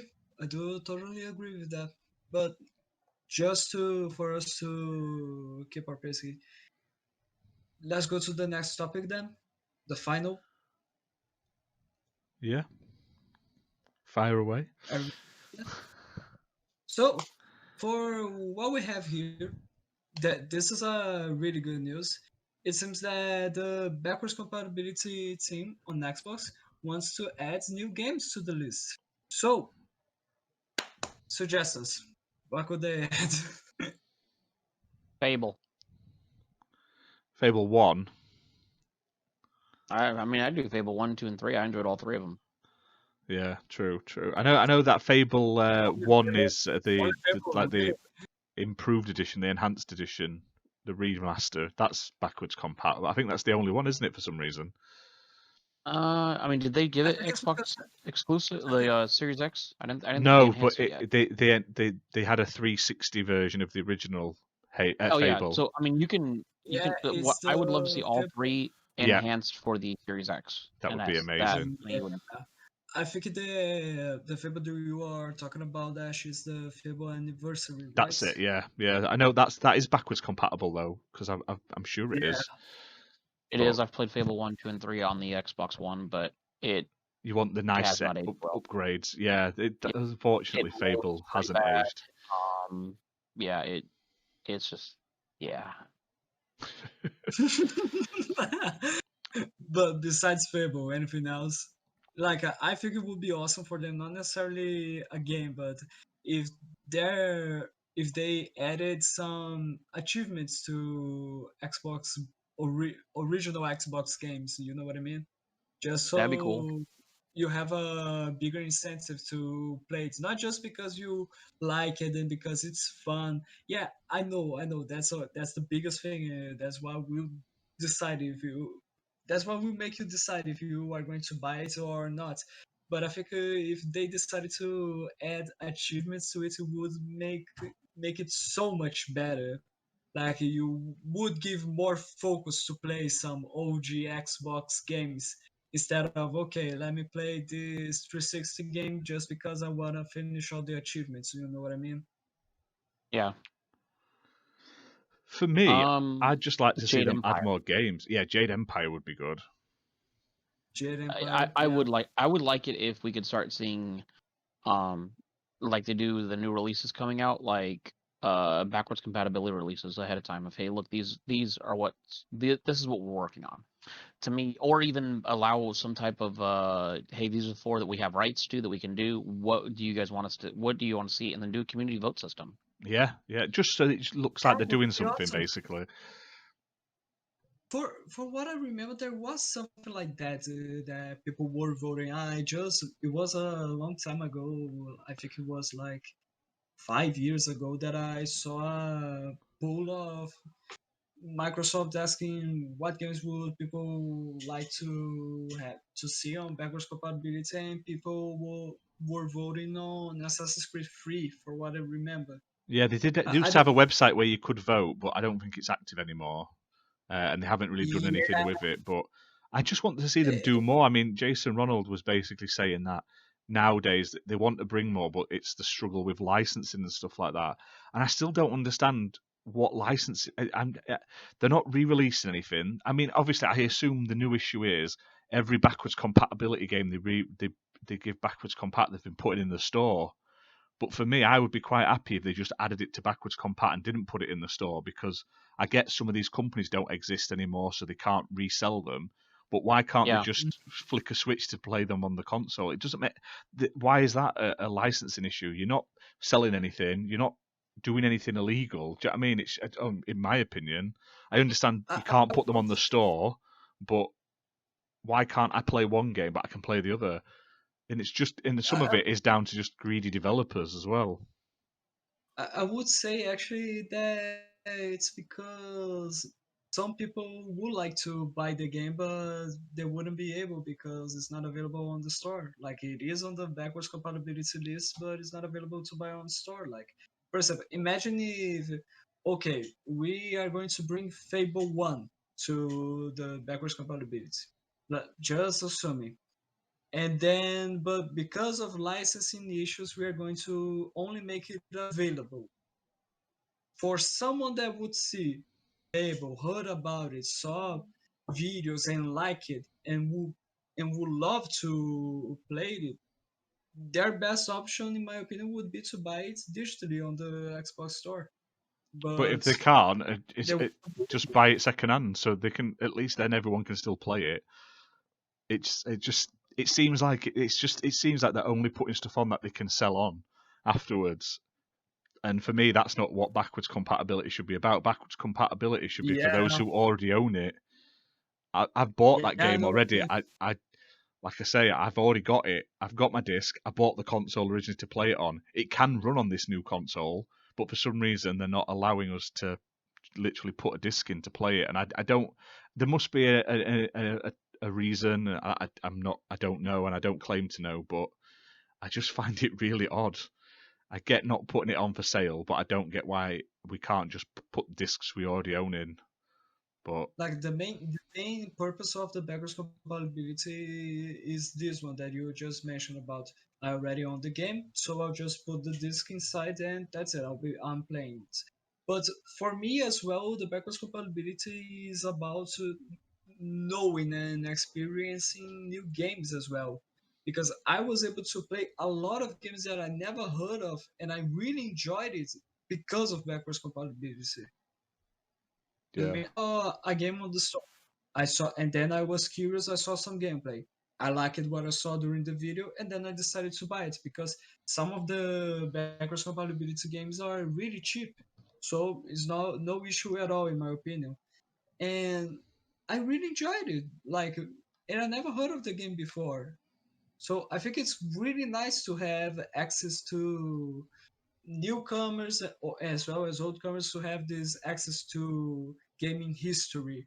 Like you are buying, for example, you are. I don't know if in Brazil it's not available, but I don't know if in UK or US store, go grab by the Ghoulies is one of the games available on the backwards compatibility list. Is it? I believe so, because it's in the rare replay, isn't it? No, yeah, it is on the rare replay, but imagine this, like someone would see, would buy it because, like, would see it and then watch a video. If they like, they buy it. I think it's really nice the feeling of, man, this is a piece of history. This is the first game Red developed for Xbox after they were acquired by them, and it's a 2003 game, and I'm being able to play it on my 2017 or 2020 console. You know what I mean? So I think backwards compatibility is not just It I was already own original the game, backwards so let's compatibility. play it. Grabbed by the Ghoulies was Like, one of the first original Xbox games to be backwards compatible with the Xbox One, nice. but then they removed it from the store when the rare replay came out. But like again, I don't think it's just about having a game you already own and putting on the disc in the console. I think it's about as well knowing and being able to experience new games. New because they are a new experience, but new experience from old games. You know what I mean? In some ways, but I don't agree. But that's just me. I think backwards compatibility should be to make the compatibility of people that have already got them first and foremost before selling it to new people. But that it comes from different perspective. Like I say, there's no wrong answer. Like I say, it's just for me, I don't see why they can't just give us the stuff now that we've already got. So Because if you can make more money, make more money. So release it so people can then buy it and make more money. yeah. Oh, I agree. I'm all up for them selling them on, but if they can't get the license to sell them, just let us play them that already own it. That would be nice. That's my Yeah, that would be argument, nice. because like I'm all for them selling them on, and that may Well, eventually bring us the thing new is, games. why they can't do that is because the original Xbox had certain graphics that the Xbox One does not have, and so you have to update those graphics to work correctly. Because it's not just like the CPU computer where you just plug it in and automatically the computer figures it all out. It is specifically designed for one system. So in order to update it, they have to update the graphics. In order to do that, they have to get permission. That's where it all comes down to, and it's not just as easy as just plug and play. That's the problem with consoles. No, exactly. Where it's so much Yeah. easier. You just plug it, you put a game in, and it runs no matter what. I don't think we're going to have this problem again though, because I think they're very forward compatible now. Well, like they Microsoft. said, we're no longer making generations; we're making consoles. So Exactly. everything's going to be backwards compatible from here on out. That's why it's not an Xbox One series, Xbox Series X game or Xbox Series S game. It's an Xbox One game. Yeah. So Fair enough. Yeah, and I think that's a good time to end, because I think we've gone on for about 2 hours now, and it's getting late here. sorry, I'm winded. It's fine, don't worry. No worries. But yeah, thank you very much for joining us as a guest this week. Where can people Thank find so you? much for Right now, you can find me on Wednesdays on Gaming Beyond the Box at 8 p.m. Eastern. You can find me on Twitter, Forkboy_Gaming, and on Xbox, Forkboy Gaming. And this next Saturday, you can find us putting a massive hole in Midweek Gaming's ass as we open the can of Halo and whoop his ass, especially Wandering Duchess. So, yeah, that's where we'll be at. Fantastic. And obviously, if you're watching this on Twitch, you can see all our details on screen. We're on all the basic social medias: Facebook, Instagram, YouTube, Twitter, Twitch under XBL Party Podcast. And you can listen to this on Spotify in the next couple of days when I get it uploaded. We may we'll obviously be probably changing our time for the stream for like the podcast next week, obviously because the matches for the tournament are on the Saturday. So as soon as we know what time and everything we have got our match, we'll then update on social medias what time or what day we'll be doing the podcast. Unless we somehow like absolutely smash it on Saturday and get through to Sunday, we may end up just delaying it for a week and not doing a podcast next week. But we will let everyone know who happens to be interested. So don't worry about that. We'll be able to manage something out. Yeah, we'll sort something out, but we'll put it up close to the time when we know exactly what's going to happen. I'm just waiting for our. I've sent them a PM while we've been doing this just to find out a time for this game. I've just messaged him about half an hour ago and I haven't had a reply yet. So as soon as we know, we'll let everyone else know. And I just want to say a big thank you for everyone for joining and for chatting. It's been great to see so much conversation going on. Interaction. Yeah, it's been fantastic. So I hope everyone has a great weekend. And yeah, make sure you check out the podcast. You said it's on Wednesday, didn't you? Yes, 8 p.m. Eastern. 8 p.m. Eastern. And we'll hopefully see you next week.